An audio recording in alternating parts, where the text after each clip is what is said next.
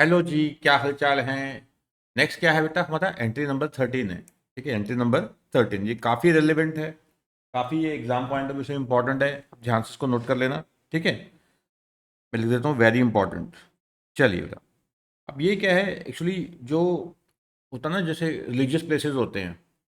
ठीक है, religious places होते हैं तो वहाँ पे शॉप्स होती हैं, कुछ खाली स्पेस होती है।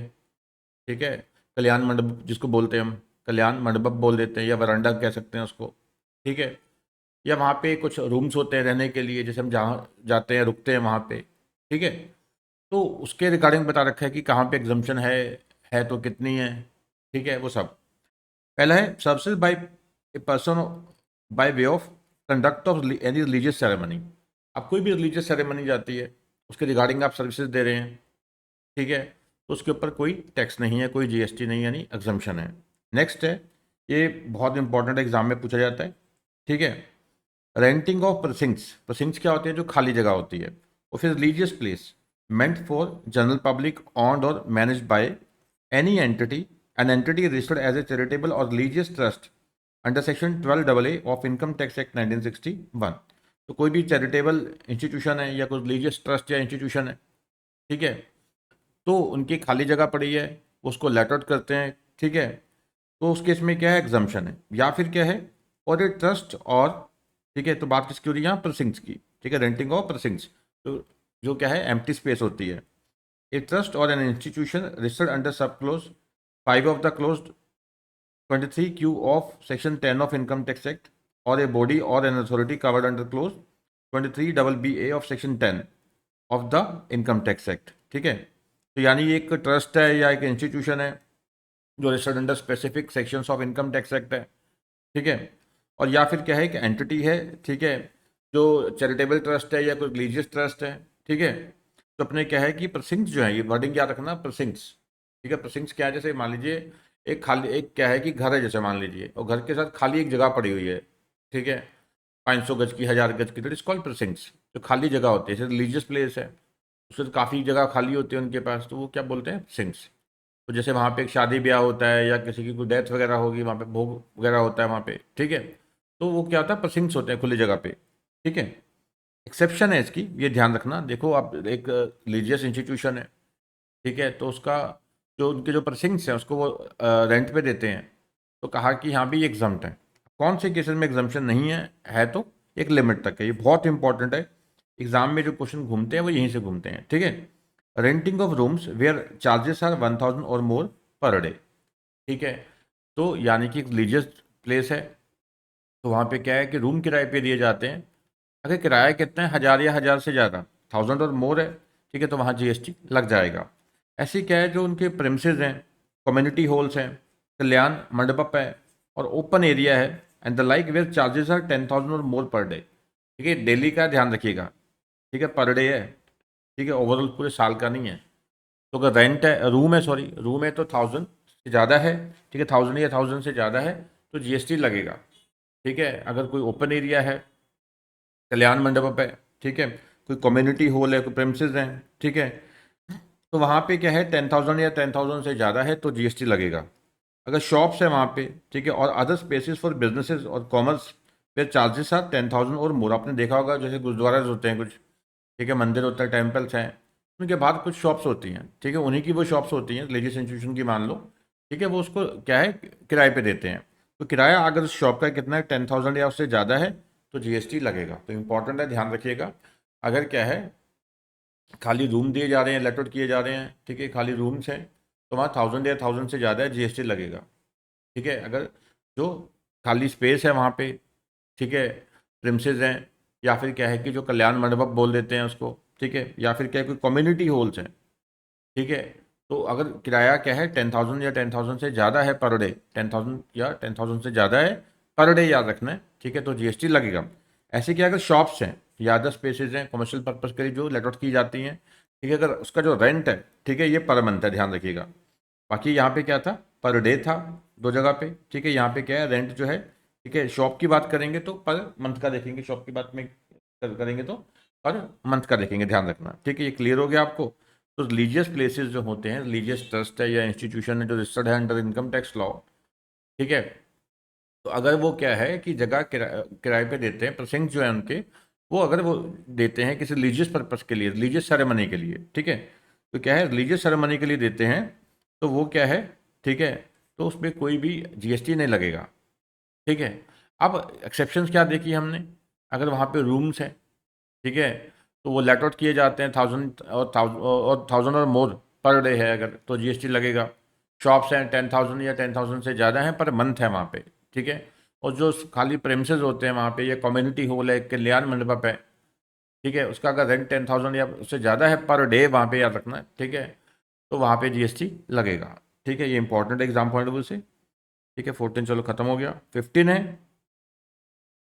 कहते हैं ट्रांसपोर्टेशन, ये कुछ रिलेवेंट नहीं है, ध्यान से सुन लो बस। ट्रांसपोर्ट ऑफ पैसेंजर्स विद और विदाउट अकम्पनीड बिलोंगिंग्स, यानी कि जो हमारे पास सामान नहीं होता, बैग वगैरह, ठीक है। कहते हैं ट्रांसपोर्टेशन ऑफ पैसेंजर्स है, बेशक पैसेंजर है उसके साथ सामान है या नहीं वो मैटर नहीं कर रहा, by air in economy class, ठीक है, बाय एयर जा रहे हो आप, बाय एयर है, इन इकोनॉमी क्लास, जैसे आपको पता होगा, जैसे हम जहाज पे जाते हैं, ठीक है, एरोप्लेन पे, तो उसमें कुछ इकोनॉमी क्लास होती है, बिजनेस क्लास होती है, ठीक है, by air in economy class, embarking from, embarking मतलब जहाँ से स्टार्ट हो रहा है, और टर्मिनेट जहाँ पे वो फ्लाइट की टर्मिनेशन है, in an airport located in the state of Arunachal Pradesh, Assam, Manipur, Meghalaya, Mizoram, Nagaland, Sikkim और त्रिपुरा, और at Bagdogra located in West Bengal, ठीक है। तो यानी कि यहाँ से स्टार्ट हो रही है या टर्मिनेट हो रही है, स्पेसिफिक बताया उन्होंने कि यहाँ भी ये एग्जाम में ऐसे बिल्कुल रेलिवेंट है, ये एग्जाम पॉइंट ऑफ व्यू से स्पेसिफिक बता दिया, ठीक है, ये जगह है, ठीक है, ये स्टेट्स हैं, ठीक है।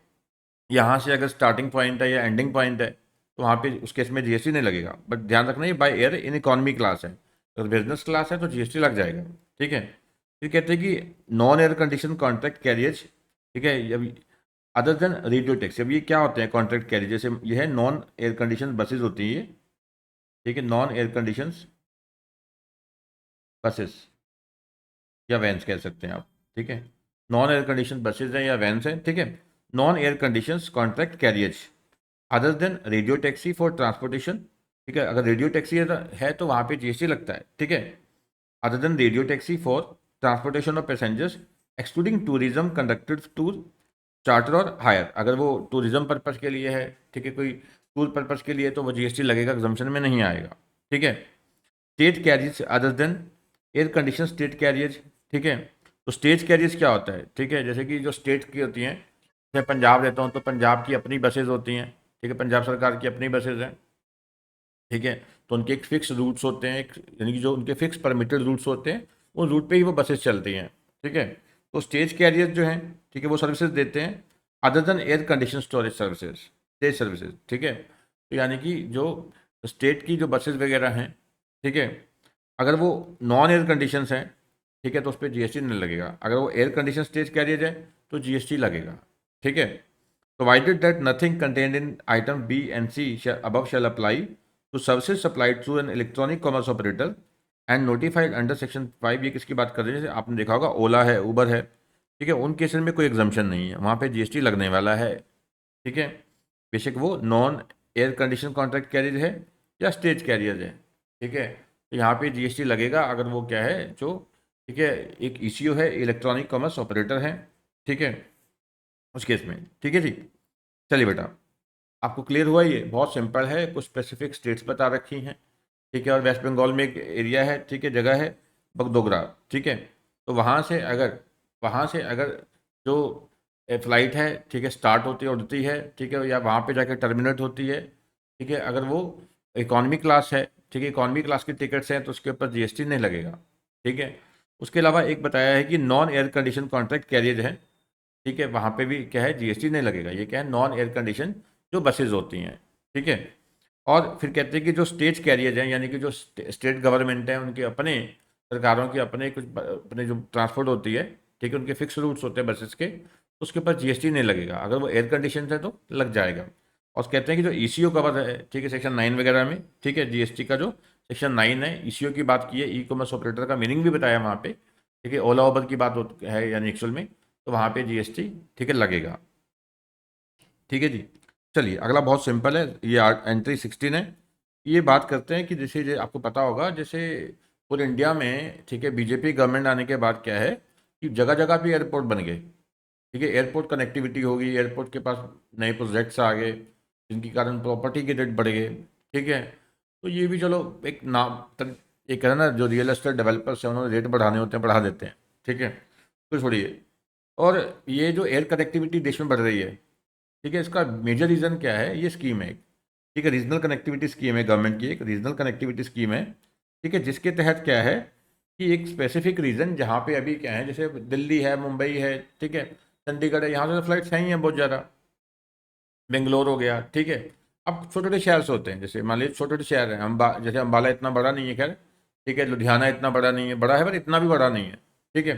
तो यहाँ पे कहते हैं कि इनको यहाँ पे क्या है, रीजनल कनेक्टिविटी स्कीम के तहत क्या है, ठीक है, सरकार क्या करती है, जो प्राइवेट ऑपरेटर्स होते हैं उनको बोलते हैं कि तुम आप यहाँ से इतनी ये फ्लाइट चलाओ, ठीक है। उसमें पहले 3 साल में जो भी लॉस होगा, आपके रेवेन्यू कम है, खर्चे ज़्यादा हो रहे हैं, तो आपके जो लॉसेज हैं वो हम कवर करेंगे पहले 3 साल के लिए, ठीक है। इसको बोलते हैं वायबिलिटी गैप फंडिंग, ठीक है। वो पहले 3 साल तक है, उसके बाद नहीं है, ठीक है। तो service provided to the central government, actually ये स्कीम किसकी है, सीजी की स्कीम है, ठीक है। तो एक तरह से सीजी को सर्विस दे रहे हैं ये, ठीक है, by way of transport of passengers with और without complete belongings by air, ठीक है, क्योंकि स्कीम ही क्या है, ठीक है, एयरपोर्ट की जो स्कीम है ये, ठीक है, एयरलाइंस के लिए है, by embarking from or terminating in regional connectivity scheme airport, ठीक है। तो जैसे आपने देखा होगा छोटे छोटे शहरों में भी एयरपोर्ट आने शुरू हो गए हैं, ठीक है, तो उनको किसके साथ कनेक्ट किया गया है, रीजनल कनेक्टिविटी स्कीम जो है सेंट्रल गवर्नमेंट की, उसके साथ, ठीक है। तो वहाँ पे फ्लाइट रुकती है या फ्लाइट जाती है वहाँ से, ठीक है, against consideration in the form of viability gap funding. तो सेंट्रल गवर्नमेंट उस वहाँ पे क्या देती है, ठीक है, कंपनी को, ठीक है, वायबिलिटी गैप फंडिंग के तहत जो कंसिडरेशन पे करती है, क्योंकि उनके तो लॉस हो रहे हैं अभी, इतनी ज़्यादा तो लोग वहाँ जाते नहीं हैं उससे, ठीक है। एक्चुअली में ये स्कीम आई किस लिए थी कि लोगों का एक, यानी कि जो अभी आदत है बसों में जाने की, ट्रेन पे जाने की, कार में जाने की, ठीक है, वो क्या है कि हवाई यात्रा भी कर सकें, ठीक है। Provided that nothing content in this entry shall apply, जो मैंने बताया था 3 साल के लिए स्कीम थी, ठीक है, स्कीम होती है ये वाली, on or after the expiry of period of 3 years from the date of commencement of the operation of the regional connectivity scheme airport as notified by the ministry of civil aviation. तो जब उस airport के जो regional connectivity scheme के तहत operation start हो जाएंगे, तो उस दिन से 3 साल तक क्या है कि एग्जम्पशन रहेगी, ठीक है। तो एग्जम्पशन है क्या, बहुत सिंपल है बेटा,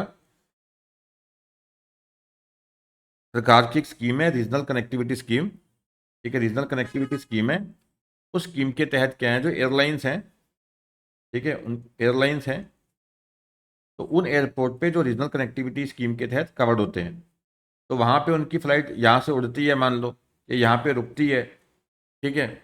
तो इन एयरलाइंस के जो लॉसेज होने हैं, एक्चुअली रेवेन्यू कम हो जाते हैं, ठीक है, स्टार्टिंग में, तो कहते हैं कि जो एक वायबिलिटी गैप फंडिंग है, ठीक है, इस आरसीएस स्कीम के तहत, रीजनल कनेक्टिविटी स्कीम के तहत जो वायबिलिटी गैप फंडिंग है, ठीक है, उस फंडिंग के तहत सेंट्रल गवर्नमेंट जो है इनको, ठीक है, पेमेंट करती है, कंसिडरेशन पे करती है कि हम आपको इतना देंगे, ठीक है, पैसेंजर जितने मर्जी आए, ठीक है। तो यानी कि ये जो अब पेमेंट कर रही है सरकार एयरलाइंस को, जो पेमेंट कर रही है रीजनल कनेक्टिविटी स्कीम के तहत, इसके ऊपर जीएसटी नहीं लगेगा, बट पहले 3 साल, ठीक है, जब ये ऑपरेशन स्टार्ट होंगे उसकी उस एयरपोर्ट से, ठीक है, ऑपरेशन स्टार्ट होंगे, ठीक है, उसके बाद 3 साल तक जीएसटी नहीं लगना, उसके बाद लगेगा, ठीक है। चलिए अगला भी बिल्कुल सिंपल है, कहते services of transportation of passengers with और without accompanied belongings by railway in a class other than first class air condition coach, ठीक है, मेट्रो, मोनोरेल और रेलवे, यानी देखो क्या कह रहे हैं, अब रेलवे है, रेलवे पता ही आपको, ठीक है, ट्रेन चलती हैं, तो कहते हैं कि देखो जीएसटी नहीं लगना, बट जहाँ पे फर्स्ट क्लास ट्रेन है या एयर कंडीशंस कोच है, तो वहाँ पे जीएसटी लगेगा, ठीक है, इन जो पैसेंजर डब्बे वगैरह होते हैं वहाँ नहीं है, ठीक है। और जो मेट्रो है, मोनोरेल है, ट्रैमवे, इस पर भी जीएसटी नहीं लगेगा, ठीक है। तो यानी कि services of transportation of passengers with और without accompanied belonging by railway in a class, ठीक है, अदर देन, इन दो को छोड़ दिया इन्होंने, फर्स्ट क्लास को छोड़ दिया, एयर कंडीशन को छोड़ दिया, इन दो पे लगेगा, ठीक है, बाकी रेलवे पे नहीं लगेगा, ठीक है। और जो मेट्रो है, मोनोरेल है, ट्रैमवे, इस पर भी नहीं लगेगा, इनलैंड एयरवेज है, वाटरवेज है, नहीं लगेगा, public transport other than predominantly for tourism purpose in a vessel between places located in India, ठीक है। तो यानी कि जो केवल टूरिज्म पर्पस के लिए घूम फिर रहे हैं लोग, ठीक है, तो वहाँ पे जीएसटी लगेगा। बट आवाजाही के लिए, जैसे कि कोलकाता में है, वहाँ पे आवाजाही यानी कि ट्रांसपोर्टेशन पर्पस के लिए यूज़ होता है, ठीक है, वेसल, तो वहाँ पे जीएसटी नहीं लगता। मीटर्ड कैब्स और ऑटो रिक्शास, ठीक है। अब जो मीटर्ड कैब्स हैं, आपने दिल्ली में देखा होगा बहुत सारे ऑटो रिक्शा चलते हैं, ठीक है, मीटर्ड कैब्स है कि यहाँ भी इतने किलोमीटर इतना किराया बन गया, तो जीएसटी नहीं लगता। बट अगर ये ईसीओ है, ई कॉमर्स ऑपरेटर है, वही ओला उबर की बात कर रहे हैं, ठीक है, तो ओला उबर खुद थोड़ी ना टैक्सी चलाते हैं वो, ठीक है, जो खुद से अपनी टैक्सी चला रहे हैं, ठीक है, मीटर्ड कैब हैं या ऑटो रिक्शाज हैं, उन पर जीएसटी नहीं लगना, उन पर जीएसटी, ठीक है, ठीक है, उन पर जीएसटी नहीं लगना। बट अगर क्या है, ठीक है, ई कॉमर्स ऑपरेटर हैं तो वहाँ जीएसटी लगेगा, ठीक है जी। नेक्स्ट है entry number 18, services by way of transportation of goods, services by way of transportation of goods by road except the services of goods transport agency, ठीक है, यहाँ आपको पता ही है जो जीएसटी लगता ही है, ठीक है। और जो जीटीए है, ये हम सेक्शन 9 में भी पढ़ के आए थे, ये चाहें तो फॉरवर्ड चार्ज मैकेनिज्म के बेस पे कर सकते हैं या रिवर्स चार्ज मैकेनिज्म, इनकी मर्जी होती है। एफसीएम में आ सकते हैं या आरसीएम में आ सकते हैं, इनकी क्या होती है बेटा, मर्जी होती है, ठीक है। तो कहते हैं services by way of transportation of goods, ठीक है, by road except the services of a goods transportation agency or a courier agency, ठीक है, और बाय इनलैंड वाटरवेज, ठीक है। तो यानी देखिए कोरियर एजेंसी है, वहाँ पे जीएसटी लग रहा है। जहाँ पे जीटीए है, ठीक है, यहाँ पे एक प्रॉपर गुड्स ट्रांसपोर्टेशन एजेंसी है, तो वहाँ पे क्या है, जीएसटी लगता है, ठीक है। आरसीएम या एफसीएम उनकी मर्जी होती है। फिर सर रह कौन सा गया, ठीक है, सबसे bye way of transportation of goods है। अब मान लीजिए मिस्टर ए है एक, मिस्टर ए के पास क्या एक ही ट्रक है, तो उसकी कोई ट्रांसपोर्टेशन एजेंसी नहीं है। एक तो पूरा प्रॉपर ट्रांसपोर्टेशन एजेंसी है, ये कितने सारे ट्रक्स हैं उनके जा रहे हैं आ रहे हैं, एक तो वो होगी जीटी है, तो वहाँ जीएसटी लगेगा। अब मान लो एक इंडिविजुअल है मिस्टर ए, तो एक ट्रक है, वो ट्रांसपोर्टेशन ऑफ गुड्स करता है, तो क्या बेचारा जीएसटी देगा, तो वहाँ कोई जीएसटी का चक्कर नहीं है, ठीक है, उसमें जीएसटी नहीं है। तो services by way of transportation of goods, ठीक है, बाय रोड, ठीक है, और एक बाय इनलैंड वाटरवेज, इन दोनों केस में जीएसटी नहीं है। बट जहाँ पे जीटीए है या कोरियर एजेंसी है, वहाँ पे जीएसटी लगेगा, ध्यान रखना, ठीक है। नेक्स्ट है entry number 19, services by way of transportation of goods bye an aircraft, ठीक है। अब देखो पहले अभी हम क्या करते थे, बाय रोड, ठीक है, ये क्या था, transportation of goods by road था, बाय रोड। अब क्या है, बाय एयर की बात हो रही है, ठीक है। Services by way of transportation of goods by aircraft, by air जा रहा है, तो हमें place outside India up to the custom station of clearance in India, ठीक है, बाहर से आया इंडिया तक, ठीक है। जो ट्रांसपोर्ट एक एयरक्राफ्ट है, ठीक है, बाहर से आ रहा है, वो इंडिया में आ रहा है, up to the custom station of clearance in India तक है, ठीक है, तो कोई जीएसटी नहीं लगेगा। इन दो केस में नहीं, ये आपने करना ही नहीं है, ठीक है। फिर है 19C एंट्री है, एक कहता है कि सैटेलाइट लॉन्च सर्विसेज हैं, सैटेलाइट लॉन्च सर्विसेज, ठीक है, सैटेलाइट लॉन्च सर्विसेज हैं, तो यहाँ पे भी जीएसटी नहीं लगेगा, एग्जम्पशन है, ठीक है।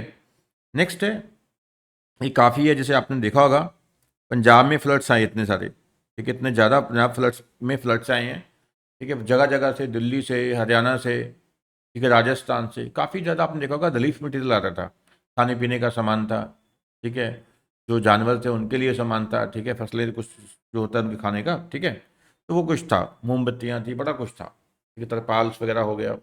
तो वहाँ पे कहते हैं कि देखो वैसे तो जो गुड्स का ट्रांसपोर्टेशन होता है तो जीएसटी लगता है, पर जहाँ पे रिलीफ मटेरियल आ रहा है, एक जगह से दूसरी जगह रिलीफ मटेरियल आ रहा है, ठीक है, वैसे मान लो हरियाणा से पंजाब सामान आता खाने पीने का, तो क्या लगता है, आईजीएसटी, एक स्टेट से दूसरे स्टेट में आईजीएसटी लगना था।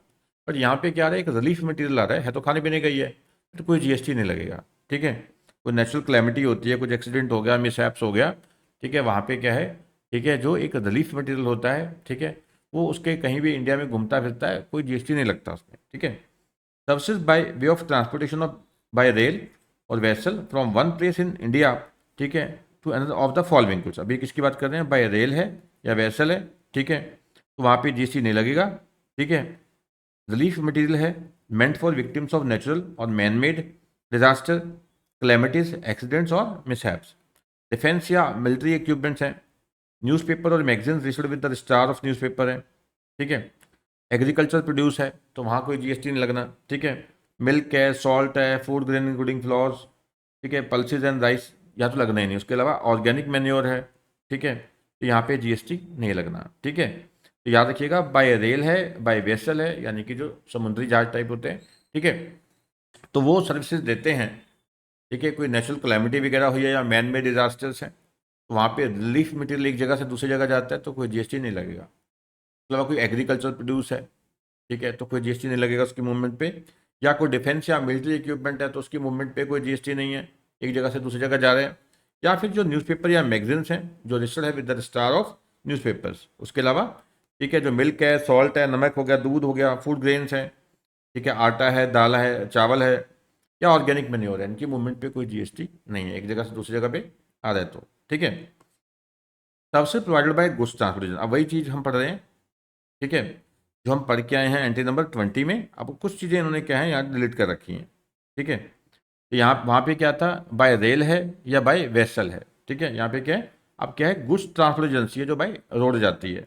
Bye way of transport in goods carriage of agriculture produce, वहाँ भी था यहाँ भी है, ठीक है। मिल्क है, सॉल्ट है, फूड ग्रेन है including flour, pulses and rice, ठीक है, सेम। ऑर्गेनिक मैन्योर हो गया, न्यूज़पेपर और magazines registered with the star of newspaper है।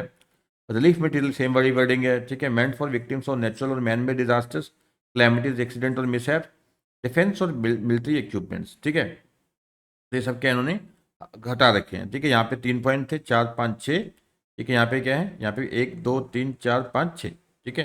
तो 6 पॉइंट हो गए, यहाँ पे पहले 2 एक्स्ट्रा थे, ठीक है, उसको हटा दिया गया, ठीक है जी। तो सेम पॉइंट याद रखना, सेम पॉइंट याद रखना। अब क्या है, बाय रेल हो सकता है, ठीक है, या वेसल हो गया, या जीटीए गुड्स ट्रांसपोर्ट एजेंसी, ठीक है जी। नेक्स्ट है 21 है, ये रिलेवेंट है बेटा, याद रखिएगा, इंपॉर्टेंट है, ठीक है। तो ये भी एग्जाम में आ जाता है कि नेचुरल डिजास्टर्स हुए हैं, ठीक है, नेचुरल डिजास्टर्स हुए हैं तो एक स्थान से दूसरे स्थान पे क्या है, रिलीफ मटेरियल ले जाया गया, तो जीएसटी लगेगा या नहीं लगेगा, ठीक है। तो नेक्स्ट है services provided by a GTA goods transport agency to an unregistered person, ठीक है। तो एक जीटीए है, एक जीटीए है, ठीक है, वो सर्विसेज दे रहा है एक किसी अनरजिस्टर्ड पर्सन को, including an unregistered casual taxable person, तो जीएसटी नहीं लगेगा, ठीक है। तो जीटीए है, ठीक है, जीटीए कौन सा है यहाँ पे, ये गुड्स ट्रांसपोर्ट एजेंसी है, ठीक है, to an unregistered person including an unregistered casual taxable person, तो जीएसटी नहीं लगेगा। बट कहाँ लगेगा, other than the following recipients, ठीक है, इस केस में लगेगा, other than the following recipient लगेगा यहाँ पे, कौन सा, अगर कोई फैक्ट्री है जो रजिस्टर्ड है under the Indian factories act 1948, या कोई सोसाइटी है जो रजिस्टर्ड है under the societies registration act 1860, या under any other law for the time being in force in any part of India, अपने स्टेट के अपने अपने लॉ होते हैं सोसाइटीज़ के, तो बेशक वो सोसाइटी इन पर्टिकुलर स्टेट के लॉ के तहत रजिस्टर्ड है, या एनी कोऑपरेटिव सोसाइटी जो एस्टैब्लिश्ड है बाय और under any law for the time being in force, ठीक है, फैक्ट्री है जो under registered under the factories act registered है, सोसाइटी है या सोसाइटी रजिस्ट्रेशन एक्ट 1860 के तहत रजिस्टर्ड है, या कोई और लॉ है सोसाइटीज़ के रिगार्डिंग उसके तहत वो रजिस्टर्ड है, या फिर जो कोऑपरेटिव सोसाइटी है जो एस्टैब्लिश की गई है इंडिया में, ठीक है, किसी भी लॉ के तहत, और any body corporate establish by और under any law for the time being in force, body corporate क्या है, जो सेपरेट लीगल एंटिटी है, जैसे कि कंपनी है, एलएलपी वगैरह, ठीक है। तो कोई भी बॉडी कॉर्पोरेट एस्टैब्लिश है बाय और under any law for the timing in force, या कोई पार्टनरशिप फर्म है, अगर वो रजिस्टर्ड है या नहीं है उससे कोई मैटर नहीं करेगा, ठीक है, इंक्लूडिंग एसोसिएशन ऑफ पर्सन्स, ठीक है। तो पार्टनरशिप में याद रखना रजिस्टर्ड है या नहीं है, ठीक है, doesn't matter. Any casual taxable person registered, ठीक है। तो यहाँ पे था जो एग्जम्पशन थी वो किसको थी, ठीक है, किसी भी इंडिविजुअल को दी गई है, पर्सन को दी गई है, और बेशक वो अनरजिस्टर्ड कैजुअल टैक्सेबल पर्सन है, तब भी जीएसटी नहीं लगेगा। बट अगर ये कैजुअल टैक्सेबल पर्सन रजिस्टर्ड हो जाता है, ठीक है, रजिस्टर्ड हो जाता है अंडर द सीजीएसटी एक्ट, तो जीएसटी लगना है, ठीक है, सीजीएसटी या आईजीएसटी एक्ट या एसजीएसटी एक्ट या यूटीजीएसटी, क्योंकि आपको पता है जो रजिस्ट्रेशन है, ठीक है, अगर वो सीजीएसटी के तहत करवा ली गई है तो बाकी लॉ के तहत मान ली जाती है, एसजीएसटी आईजीएसटी के तहत मान ली जाती है। अगर एसजीएसटी में करवा ली है तो बाकी जो सीजीएसटी आईजीएसटी लॉ है उसके तहत रजिस्ट्रेशन मान ली जाती है, तो डीम्ड रजिस्ट्रेशन बोलते हैं उसको, ठीक है। तो समझ आया आपको क्या बोल रहे हैं, कहते हैं कि देखो एक जीटीए है, वो सबसे देता है किसी पर्सन को, ठीक है, किसी भी इंडिविजुअल है मान लीजिए, ठीक है, या फिर क्या है, कोई पर्सन है, या फिर क्या है, अनरजिस्टर्ड कैजुअल टैक्सेबल पर्सन है, अनरजिस्टर्ड कैजुअल टैक्सेबल पर्सन, तो जीएसटी नहीं लगेगा। बट लगेगा, ठीक है, लगेगा कहाँ पे, जहाँ पे क्या एक फैक्ट्री है,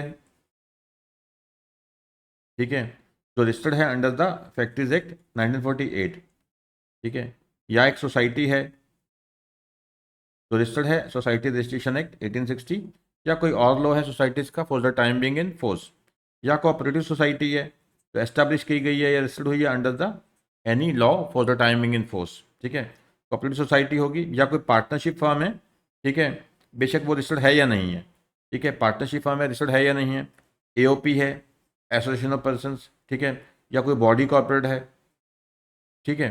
अब बचा क्या, ठीक है, पार्टनरशिप फर्म भी आ गई, एओपी भी आ गया, बॉडी कॉर्पोरेट भी कवर कर ली, कंपनी एलएलपी वगैरह, ठीक है, सोसाइटी आ गई, फैक्ट्री आ गई, तो बेसिकली बचता क्या है, इंडिविजुअल। तो यानी कि एक जीटीए अगर किसी इंडिविजुअल को अगर सर्विसेज देती है, ठीक है, तो वहाँ पे कहते हैं कि जीएसटी की रिक्वायरमेंट नहीं रहती, या फिर क्या है जो सामने वाला कौन है, अनरजिस्टर्ड कैजुअल टैक्सेबल पर्सन, ठीक है।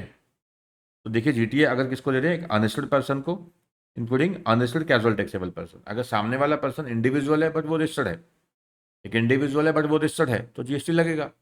अगर सामने वाला इंडिविजुअल अनरजिस्टर्ड है तो जीएसटी नहीं लगेगा, ठीक है। अगर कोई पार्टनरशिप फर्म है, सामने वाली पार्टनरशिप फर्म जिसको ये सप्लाई दी जा रही है जीटीए द्वारा, वो रजिस्टर्ड है या अनरजिस्टर्ड है, दैट डजंट मैटर, तो जीएसटी लगना ही लगना है। अब बॉडी कॉर्पोरेट तो रजिस्टर्ड होती है तभी तो वो क्या बनती है, सेपरेट लीगल एंटिटी, ठीक है, तो जीएसटी लगना ही लगना है वहाँ तो, ठीक है जी, बहुत सिंपल है ये। और कैजुअल टैक्सेबल पर्सन याद रखना, अगर वो कैजुअल टैक्सेबल पर्सन क्या है, ठीक है, कैजुअल टैक्सेबल पर्सन क्या है बेटा, ठीक है, अगर वो अनरजिस्टर्ड है तो जीएसटी नहीं लगेगा, रजिस्टर्ड है तो जीएसटी लगेगा, बिल्कुल सिंपल हो गया, ठीक है जी। नेक्स्ट है एंट्री नंबर 21B, क्या बोलते हैं, services provided by GTA by way of transportation of goods and goods carriers to department और एस्टेब्लिशमेंट ऑफ सीजी, ये तो ऐसे क्वेश्चन नहीं पूछे जाते, ठीक है। एक जीटीए है, वो सर्विसेज किसको दे रहा है, सेंट्रल गवर्नमेंट या स्टेट गवर्नमेंट या यूटी या लोकल अथॉरिटी, तो या यूटी का कोई डिपार्टमेंट है या लोकल अथॉरिटी, ठीक है, या किसी गवर्नमेंट एजेंसी को, which has taken registration under CGST act 2017 only for the purpose of deducting tax under section 51 and not for making a taxable supply of goods और सर्विसेज। यानी कि सेंटर का, state का या किसी यूटी का, union territory का कोई डिपार्टमेंट है या कोई लोकल अथॉरिटी है या कोई गवर्नमेंट एजेंसी है, ठीक है, तो जिन्होंने रजिस्ट्रेशन तो करवा रखी है जीएसटी के तहत, बट केवल जो टीडीएस डिडक्ट करना होता है अंडर सेक्शन 51, ठीक है, कभी करना है वो अपने अंडर सेक्शन 51 जो टीडीएस डिडक्ट करना होता है, ठीक है, उसके लिए रजिस्ट्रेशन करवाई है, वो कोई सप्लाई नहीं कर रहा, यानी कि ये जो सब है, ठीक है, ये जिनकी बात हो रही है ये कोई सप्लाई नहीं कर रहा, not making any taxable supply, कोई भी टैक्सेबल सप्लाई नहीं करता कि जिसके कारण जीएसटी की रजिस्ट्रेशन करवानी पड़े, पर रजिस्ट्रेशन करवा रखी है only for the purpose of section 51 यानी टीडीएस डिडक्ट करने के लिए, तो जीटीए अगर इनको सर्विस देगा तो कोई जीएसटी नहीं लगेगा, सिंपल।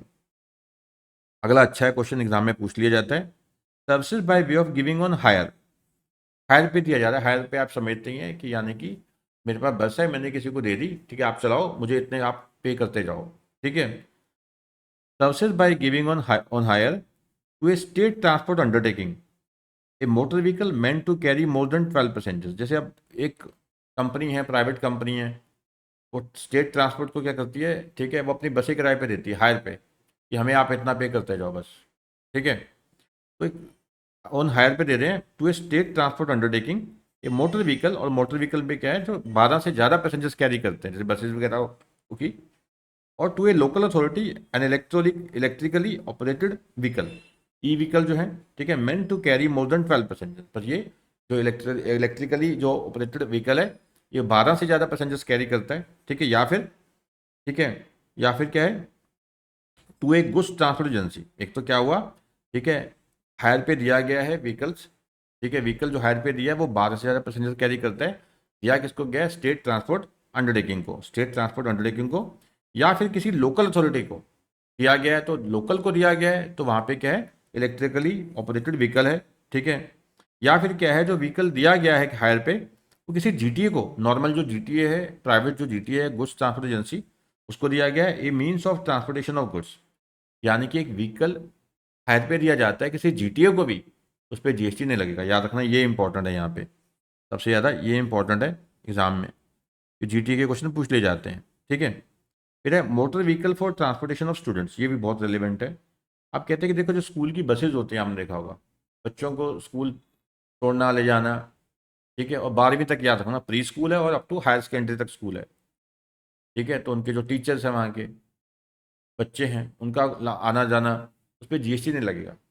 अगर कॉलेज में गए थे तो जीएसटी लग जाएगा, हायर स्कूल से ऊपर चला गया, ठीक है, हाई स्कूल से ऊपर चला गया। थोड़ा ध्यान समझना, हायर पे दिए जाते हैं मोटर व्हीकल, ठीक है, ध्यान समझिएगा।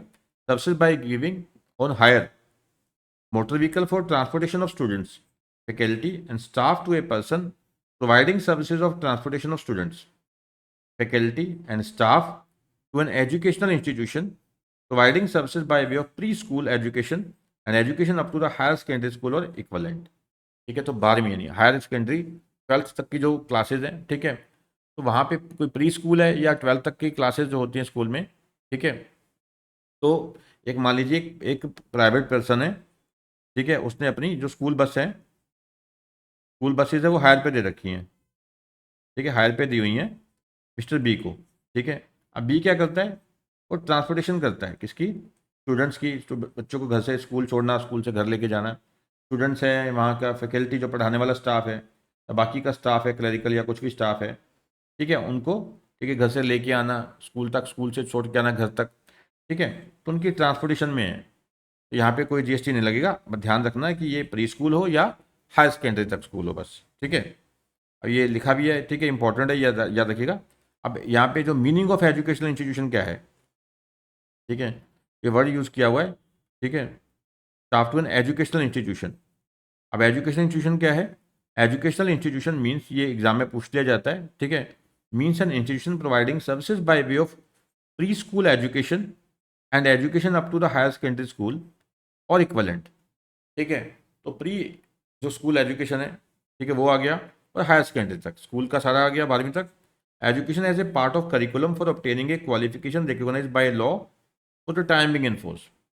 तो कोई भी, जैसे आपने देखा होगा, कई प्रकार की डिप्लोमे चलते हैं, डिग्रियां चलती हैं, मेन मकसद क्या है कि यहाँ भी लॉ के तहत क्या है कि वो जो भी आपको जो डिप्लोमा डिग्री मिल रही है, वो लॉ के तहत वो रिकॉग्नाइज्ड है, ठीक है। तो पार्ट ऑफ करिकुलम है, एजुकेशन प्रोवाइड की जाती है, तो पार्ट ऑफ करिकुलम है, ठीक है, उसके बिना क्या है, तो करिकुलम पूरा किए बिना आपको वो, ठीक है, क्वालिफिकेशन नहीं मिलेगी, और जो क्वालिफिकेशन है वो रिकॉग्नाइज बाय लॉ होनी चाहिए। जैसे मैं आपको पढ़ा रहा हूँ, मैं तो, मेरे पढ़ाने से आपको क्या सर्टिफिकेट मिलेगा, कुछ नहीं मिलने वाला, ठीक है। आपको जो सर्टिफिकेट्स मिलने हैं, आप जो पास हो जाओगे, ठीक है, जो आपका इंस्टीट्यूट है वो आपको सर्टिफिकेट देगा, तो वो आपको जो पढ़ा रहे हैं, वहाँ उनके जो एग्ज़ाम होंगे उसको क्लियर करोगे, ठीक है, तो आपको सर्टिफिकेट मिलेगा, ठीक है। तो वो क्या है, रिकॉग्नाइज बाय लॉ है, मैं आपको पढ़ा रहा हूँ, ठीक है, मेरे आप टेस्ट क्लियर करते हैं, तो आपको क्या सर्टिफिकेट मिलेगा, कुछ भी नहीं, क्योंकि मैं जो आपको पढ़ा रहा हूँ, ठीक है, ये आपको एक इंडिविजुअल कैपेसिटी में पढ़ा रहा हूँ, मैं कोई रिकॉग्नाइज बाय लॉ ऐसी चीज़ कुछ नहीं पढ़ा रहा, ठीक है, कि आपको कोई डिग्री मिल जाएगा मेरे पढ़ाने से। आपको जो सर्टिफिकेट डिग्री मिलनी है वो, ठीक है, जो इंस्टीट्यूट के आप एग्जाम क्लियर करोगे तो ही मिलेगी। Education as a part of approved vocational education course, ये रट्टा लगा लो, इंपॉर्टेंट है बेटा, ठीक है। ये एजुकेशनल इंस्टीट्यूशन का मीनिंग आने वाला है, बट यहाँ पे तो देखो इसकी बात की है केवल जो प्री एजुकेशन है, ठीक है, या हायर सेकेंडरी स्कूल तक की एजुकेशन है, ठीक है, तो वहाँ पे आपके जो स्टूडेंट्स हैं, आपका फैकल्टी है, जो स्टाफ है बाकी का, उसकी ट्रांसपोर्टेशन के लिए जो हायर पे दिए गई हैं, ठीक है, व्हीकल्स, मोटर व्हीकल्स, तो उसके ऊपर कोई जीएसटी नहीं है, वो एग्जम्प्ट है, ठीक है। तो यहाँ दो इंपॉर्टेंट पॉइंट है, यहाँ पे अगर कोई मोटर व्हीकल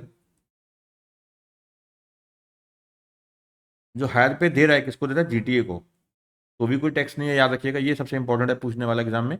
और दूसरा, तो मोटर व्हीकल हायर पे दिए गए हैं, ठीक है, वो किस पर्पज़ के लिए दिए गए हैं, for the transportation of student, staff and faculty, ठीक है, और pre school and higher education school तक बस। नेक्स्ट है entry number 23, services by way of access to a road और bridge on payment of toll charges. आपने देखा होगा, ठीक है, टोल चार्जेस लगते हैं, कोई ब्रिज से निकलते हैं आप या बाय रोड जा रहे होते हैं, तो अब तो टोल ही टोल है, सबको पता है क्या होता है टोल, ठीक है, तो उसके ऊपर कोई जीएसटी नहीं लगता, क्योंकि पहले ही टैक्स है, टैक्स के ऊपर टैक्स, ठीक है। Services by way of access to a road और bridge on payment of annuity, annuity क्या है, ठीक है, पूरे साल का इकट्ठा पे कर रहे हो आप, ठीक है। Services by way of loading, unloading, packing, storage और वेयर हाउसिंग ऑफ राइस, ये इंपॉर्टेंट है, ये relevant exam point of view से याद रखना, ठीक है। एक सेकंड रुकना, ठीक है जी। तो ये याद रखना कि जो सर्विसेज होती हैं by way of loading, unloading, packing, storage, warehousing of rice, चावल याद रखना, ठीक है। लोडिंग है, अनलोडिंग है, पैकिंग है, ठीक है, स्टोरेज है, ठीक है, वेयर हाउसिंग है, वो सब एक्सम्प्ट है। नेक्स्ट है services by way of warehousing. यहाँ पे केवल क्या है, वेयर हाउसिंग है। और माइनर फॉरेस्ट प्रोड्यूस, और माइनर फॉरेस्ट प्रोड्यूस क्या होते हैं, जैसे ठीक है तेंदू लीव्स हो गया, ठीक है, बैम्बू हो गया, ठीक है, ये क्या है, एग्जाम्पल्स हैं माइनर फॉरेस्ट प्रोड्यूस की, ठीक है। Services by way of warehousing of minor forest produce, ठीक है। तो माइनर फॉरेस्ट प्रोड्यूस है, उसकी जो वेयर हाउसिंग है, ठीक है, उसके और कोई जीएसटी नहीं लगने वाला। नेक्स्ट है, ये इंपॉर्टेंट है काफ़ी एग्जाम पॉइंट ऑफ व्यू से, ठीक है, services by way of storage. अब देखो पता कैसे लगता है कि एग्जाम पॉइंट ऑफ व्यू से इंपॉर्टेंट है। कुछ पॉइंट्स हैं सीए में पूछे जाते हैं, इसमें पूछे गए हैं, कुछ सीएस में पूछे गए हैं, कुछ सीएमए में पूछे गए हैं, ये एक चैप्टर के, ठीक है। तो वहाँ से आइडिया लगता है कि क्वेश्चन कैसे कैसे बनते हैं ज़्यादा, ठीक है। तो कुछ लगता है नहीं यार ये तो बनते ही नहीं है, बच्चा आइडिया लगा लेगा तो कैसे बता देगा कि हाँ भी जैसे गवर्नमेंट को सर्विस दी जाती है, यूजुअली वो एग्जम्प्ट होती है, ठीक है, तो वहाँ बच्चा तुक्का लगाता है, ठीक है। और जो प्रैक्टिकली हम डील करते हैं अपने जो प्रोफेशन में, तो यूजुअली हमारे पास क्या होता है, प्राइवेट जो, ठीक है, सेक्टर के काम होते हैं, तो गवर्नमेंट वाले कम पूछे जाते हैं एकदम, ठीक है। Services by way of storage और warehousing of cereal, pulses, fruits and vegetable, थोड़ा ध्यान रखना, ये इंपॉर्टेंट है, ठीक है। कल को आता है कि यहाँ भी एप्पल को स्टोर किया गया वेयर हाउस में, तो कोई जीएसटी नहीं लगेगा, ठीक है। तो सर्विसेज हैं by way of storage, warehousing of cereals, pulses, fruits and vegetables.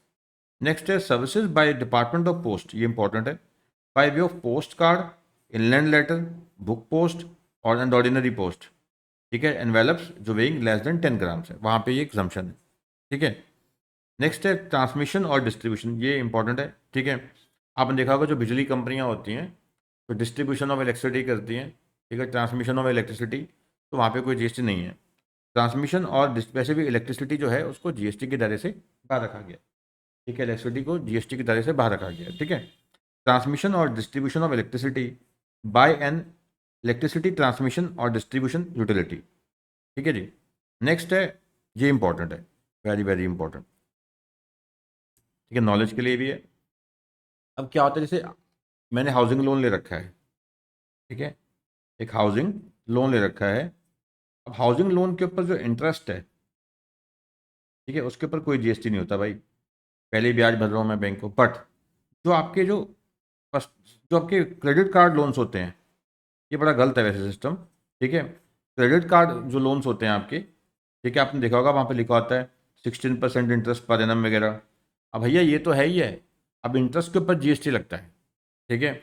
अब जो क्रेडिट कार्ड वगैरह होते हैं, ठीक है, इसकी जो प्रोसेसिंग फ़ीस है लोन की, ठीक है, जो भी आप लोन लेते हो उसके ऊपर, जैसे मान लो 200 रुपये प्रोसेसिंग फ़ीस है, उसके ऊपर जीएसटी लगता है 18%, वो अलग से लगता है, ठीक है। परसेंटेज आपको याद नहीं करनी वैसे, तो 236 हो गया। अब जो इंटरेस्ट लग रहा है आपको, मान लो महीने का आपको 500 रुपये इंटरेस्ट लगा, तो इंटरेस्ट के ऊपर भी जीएसटी है, ठीक है। ये कौन से केस में, क्रेडिट कार्ड वाले, ठीक है। वैसे आप पर्सनल लोन लेते हैं आप बैंक से, 3 3 साल चलता है, या हाउसिंग लोन है, या लोन अगेंस्ट प्रॉपर्टी है, या व्हीकल के लोन है, 2 व्हीलर 4 व्हीलर, उनकी जो इंटरेस्ट है उसके ऊपर कोई जीएसटी नहीं है। और जो क्रेडिट कार्ड लोन्स होते हैं जो बहुत महंगा पड़ता है, आप दिमाग लगाइए, अगर वो 16% अगर इंटरेस्ट है ना, तो 16 नहीं है, आप 16 का 18% लगा लीजिए, और ठीक है, तो वो 16% तो है ही है, उसके ऊपर इंटरेस्ट के ऊपर, ठीक है, इंटरेस्ट लग रहा है, कह सकते हो आप, टैक्स लग रहा है, ठीक है। तो 16% के ऊपर लग गया 18%, ठीक है, तो आपका ये बन जाता है 18.88% एक्चुअल में, ठीक है। तो इतना ज़्यादा इंटरेस्ट है, फिर प्रोसेसिंग फीस है, तो बहुत महंगा पड़ता है, ठीक है। पर वो चलो, बंदा सोचता है कि चलो 20,000 की चीज़ है, 2,000 इंटरेस्ट लग भी गया कोई बात नहीं, सेल्स लगती है अमेजोन वगैरह की, ले लेते हैं, ठीक है।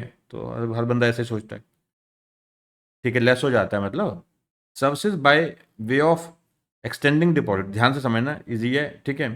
By way of extending deposits, loans और advances, in so far as the consideration is represented by way of interest और डिस्काउंट, समझते हैं आप, ठीक है। तो जैसे अब क्या होता है, क्रेडिट कार्ड डिस्काउंट, ठीक है, जो कंसिडरेशन है क्या है, रिप्रेजेंटेड बाय डिस्काउंट है, रिप्रेजेंटेड बाय डिस्काउंट है, ठीक है। आप चेक करना, जैसे फ्लिपकार्ट से आप कोई सामान मंगाएंगे, फ्लिपकार्ट से सामान मंगाते हो, ठीक है। अब 10,000 का क्या है वो, सामान है, मोबाइल है। अब वो कहते हैं कि एसबीआई का कार्ड लगाओगे, ठीक है, आपका 10% क्या हो जाएगा, डिस्काउंट हो जाएगा। तो 1000 आपका डिस्काउंट हो गया, ठीक है। अब रह कितना गया, 9000। अब जो जीएसटी लगाते हैं ना, वो चेक करना, वो 10000 पे लग रहा होता है। मान लो 5% जीएसटी है, तो वो इसी के ऊपर लग रहा होता है 500, ठीक है। तो यानी कि जो क्रेडिट का, यानी कि जो डिस्काउंट है ना, जो कंसिडरेशन रिप्रेजेंटेड बाय डिस्काउंट है, ठीक है, तो ये डिस्काउंट जो है, ठीक है, इसके ऊपर भी जीएसटी लग रहा है, ठीक है। और इसके बाद जो इंटरेस्ट लगेगा आपको, ठीक है, क्रेडिट कार्ड का, उसके ऊपर भी जीएसटी लगेगा, ठीक है जी। तो दोबारा समझाता हूँ मैं क्या कह रहे हैं ये। Services by way of extending deposits, deposit extend किए जा रहे हैं, डिपॉजिट यानी कि, ठीक है, दिए जा रहे हैं। लोन्स हैं, एडवांसेज हैं, in so far as the consideration is represented by way of interest और discount other than interest involve in credit card services, ठीक है। तो आप देखो, वो कह रहे हैं कि जो क्रेडिट कार्ड सर्विसेज हैं उस पर तो जीएसटी लगेगा, मैं भी ये समझा रहा हूँ आपको। बाकी के कोई भी है वो सब माफ़ है। बाकी के जो लोन्स हैं, ठीक है, वहाँ पे कुछ भी है, डिस्काउंट है, ठीक है, इंटरेस्ट है, वो सब माफ़ है, उसके ऊपर कोई जीएसटी नहीं है। बट जो क्रेडिट कार्ड की जो केसेज हैं, क्रेडिट कार्ड के तहत जो डिस्काउंट दिया जाता है, मैंने बताया अभी आपको 10% डिस्काउंट एसबीआई कार्ड का, ठीक है, उस पर जीएसटी लग रहा है डिस्काउंट के ऊपर। और जो क्रेडिट कार्ड का जो आप ईएमआई करते हो, उसके ऊपर जो इंटरेस्ट है, उसके ऊपर भी जीएसटी है, ठीक है। और दूसरा इंटर से सेल, इंटर से क्या होता है, आपस में, और purchase of foreign currency amongst banks और authorise dealers of foreign exchange और amongst banks and such dealers, ठीक है। तो जो फॉरेन एक्सचेंज डीलर्स हैं या बैंक्स हैं, उनका आपस में जो फॉरेन एक्सचेंज का खरीद फरोख्त होता है, उसके ऊपर कोई जीएसटी नहीं लगता, ठीक है। तो इम्पॉर्टेंट है, ध्यान रखिएगा। अब बैंक्स हैं, फाइनेंशियल इंस्टीट्यूशंस हैं, एनबीएफसीज हैं, डिपॉजिट्स या एडवांसेज या लोन्स एक्सटेंड करते हैं, ठीक है। अब जो कंसिडरेशन है वो एज ए डिस्काउंट शो किया जाता है कि हमने डिस्काउंट दे दिया, या जो इंटरेस्ट है उसके ऊपर कोई जीएसटी नहीं लगता, ठीक है। बट अगर यही क्रेडिट कार्ड है, क्रेडिट कार्ड सर्विसेज हैं, ठीक है, तो क्रेडिट कार्ड का जो डिस्काउंट लग रहा है, उस डिस्काउंट के ऊपर भी जीएसटी लग रहा है। अब क्रेडिट कार्ड के कारण जो आपने ईएमआई की है, उसके ऊपर ब्याज लग रहा है, इंटरेस्ट लग रहा है, तो उसके ऊपर भी जीएसटी लगता है, ठीक है। और दूसरा इन्होंने बताया कि जो फॉरेन करेंसी सर्विसेज होती है, आपस में सेल परचेज होती है, ठीक है, बैंक्स के बीच में, या जो डीलर्स हैं या बैंक्स प्लस डीलर्स हैं आपस में, तो वहाँ जीएसटी नहीं लगता, ठीक है। अगला बहुत सिंपल है, जो प्रधानमंत्री जनधन योजना है, ठीक है, उसके तहत जो छोटे छोटे अकाउंट्स हैं, जीरो बैलेंस अकाउंट वगैरह होते हैं, basic saving bank deposit account holders हैं, ठीक है, तो वो कहते हैं कि उसके ऊपर कोई जीएसटी नहीं है। तो कोई भी वहाँ चार्जेस हैं, कुछ भी है, तो वहाँ कोई जीएसटी नहीं लगेगा, ठीक है। तो services provided by banking company, by a banking company to a basic saving bank deposits account holders under the Pradhan Mantri Jan Dhan योजना, अंडर प्रधानमंत्री जनधन योजना जो है, उसके तहत जो, ठीक है, basic saving bank deposit account है, ठीक है, उसके ऊपर कोई जीएसटी नहीं लगेगा। कोई उस पर, जैसे आप कार्ड इशू करवाते हो, ठीक है, या कोई एनुअल चार्जेस हैं, तो उसके ऊपर कोई क्या है, जीएसटी नहीं लगना। नेक्स्ट बहुत सिंपल सिंपल है, इसको फटाफट करना है, खाली रीडिंग है एक, ठीक है। जो सरकारी संस्थाएं हैं, जैसे पेंशन पीएफआरडीए है, pension fund regulatory development authority है, ईएसआईसी है, ठीक है, एम्प्लॉय स्टेट इंश्योरेंस कंपनी वगैरह, कॉरपोरेशन वगैरह, तो ये जो सर्विसेज देती हैं, इनके ऊपर कोई जीएसटी नहीं है, ठीक है। एंट्री नंबर 28 है, तो थोड़ा फास्ट करना है, ठीक है, कुछ है नहीं इसमें, कुछ 4-5 पॉइंट जो है। Services of life insurance business provided by way of annuity under the national pension system, ठीक है, एनपीएस जो है, national pension system, regulated by PFRDA, pension fund regulatory and development authority of India, under the pension fund regulatory and development authority act 2013। तो यानी कि जो life insurance services दी जाती हैं under the annuity system by the, तो PFRDA द्वारा जो regulate की जाती हैं, ठीक है, तो वो क्या है, एग्जाम्प्ट है। फिर ऐसी services of life insurance business provided और एग्रीड, ये तो खाली आप रीड भी कर लोगे तो भी चल जाएगा, ठीक है। प्रोवाइडेड और agreed to be provided by army, naval and air force group insurance funds to members of army, ठीक है, ये आर्मी दे रही है, ठीक है, और दे किसको रही है, टू द अपने ही मेंबर्स को, to the members of army, navy, air force respectively under the group insurance scheme of the central government, ठीक है। तो सेंट्रल गवर्नमेंट की ग्रुप इंश्योरेंस स्कीम्स हैं, उसके तहत जो आर्मी, नेवी, मिलिट्री जो भी है, ठीक है, तो वो आर्मी, नेवी और एयरफोर्स है, ठीक है, तो वो अपने ही मेंबर्स को सर्विसेज देती हैं, लाइफ इंश्योरेंस सर्विसेज देती हैं, उसके ऊपर कोई जीएसटी नहीं है। ऐसी क्या, जो नेवी है, ठीक है, नेवल ग्रुप इंश्योरेंस फंड होता है एक, ठीक है, तो कहते हैं services of life insurance provided और agree to provided by the naval group insurance fund to the personnel coast guard under the group insurance scheme of the central government, ठीक है। जो कोस्टल गार्ड्स होते हैं, कोस्ट गार्ड्स होते हैं, ठीक है, वहाँ जो लोग काम कर रहे हैं तो उनको सर्विसेज दी जाती हैं, लाइफ इंश्योरेंस सर्विसेज, ठीक है, bye the naval group insurance fund, तो वो भी एग्जम्प्ट है, ठीक है। ये रीड करना है, ऐसे बेटा क्वेश्चन पूछे कभी भी नहीं जाते, ठीक है। बस एक रीड कर लो ध्यान से, आपको एक कल को गलती से आ जाए, ठीक है, तो इंस्टीट्यूट को लगता है कि आपको झटका देना है, ठीक है, तो एक आधा पॉइंट डाल दें, तो एक आइडिया होना चाहिए कि ठीक है ये एग्जाम्प्ट है, ठीक है। Services of life insurance provided और agreed to be provided by the central armed police forces under the ministry of home affairs. क्योंकि देखो एक तो प्रैक्टिकल जब क्वेश्चन करेंगे हम, तो वहाँ पे आपको और क्लैरिटी हो जाएगी। अभी तो एक बार हम गो थ्रू कर रहे हैं सारा का सारा अच्छे से, ठीक है, समझ भी रहे हैं, सब चीज़ों को देख रहे हैं, ठीक है। एक बार इसको पढ़ने के बाद बेटा जब हम करेंगे ना प्रैक्टिकल क्वेश्चन, तो पूरी क्लैरिटी होगी आपको। जो आपने अभी पढ़ा है उसका प्रैक्टिकल इम्प्लीमेंटेशन जो है वो क्वेश्चन में हो जाएगा। काफ़ी सारे क्वेश्चन हैं, उसको हम एक एक करके अच्छे से सॉल्व करेंगे, ठीक है। Services of life insurance provided और agree to be provided by central armed forces, ठीक है, ये आर्मी रहेगी थी, ठीक है। Central armed police forces under the ministry of home affairs group insurance funds to their members under the group insurance schemes of concern central arm police force, ठीक है। अब जो सेंट्रल आर्म पुलिस फोर्स है, army है, ठीक है, वो अपने लोगों को सर्विसेज देते हैं, लाइफ इंश्योरेंस सर्विसेज, तो वो भी एग्जाम्प्ट है, ठीक है। सर्विसेज बाय ईएसआईसी जो मैं कह रहा था, ठीक है, जो एम्प्लॉयज़ होते हैं ईएसआई में कवर होते हैं तो उनको सर्विसेज दी जाती हैं, तो वो भी एग्जाम्प्ट है, ठीक है। Services by ESIC employee state insurance corporation to persons govern under the employee insurance act 1948, ऐसे क्या है जो ईपीएफओ के तहत कवर हैं, ठीक है, जो प्रोविडेंट फंड के में कवर्ड है ईपीएफओ के तहत, ठीक है, तो उनको सर्विसेज देती है ईपीएफओ, तो वो भी एग्जाम्प्ट है। Services provided by employees provident fund organisation to the persons govern under the employees provident fund and miscellaneous provisions act 1952। Services by coal mines provident fund organisation, ठीक है, to the person governed by coal mines provident fund and miscellaneous provisions act 1948, ठीक है जी। तो ये भी exempt है, coal mines provident fund organisation है, ठीक है, तो उन लोगों को सर्विसेज दे रही है, ठीक है, जो क्या है कोल माइंस, जैसे नाम है, ठीक है, coal mines provident fund and miscellaneous provisions act 1948 के तहत कवर्ड है, ठीक है जी। Services by national pension system trust its members against consideration in the form of administrative fees, तो ये भी एग्जाम्प्ट है। अब देखो ये जितने भी ये फंड आए हैं, इसको अगर शॉर्ट में याद रखना हो तो मैंने समराइज कर दिया है यहाँ पे, ऊपर शॉर्ट मेमोरी की रख दिया है मैंने, ठीक है। एग्जाम्प्ट क्या क्या है, एक एनपीएस हो गया, नेशनल पेंशन सिस्टम जो है, ठीक है, नेशनल पेंशन सिस्टम ट्रस्ट जो है, ठीक है, ये अपने मेंबर्स को सर्विसेज देता है, एग्जाम्प्ट है।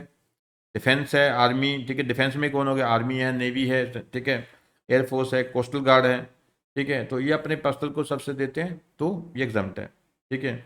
सेंट्रल आर्म्ड पुलिस फोर्सेज है, ठीक है, तो ये अपने मेंबर्स को अपने पर्सनल को सर्विसेज दे रहा है, तो एग्जाम्प्ट है।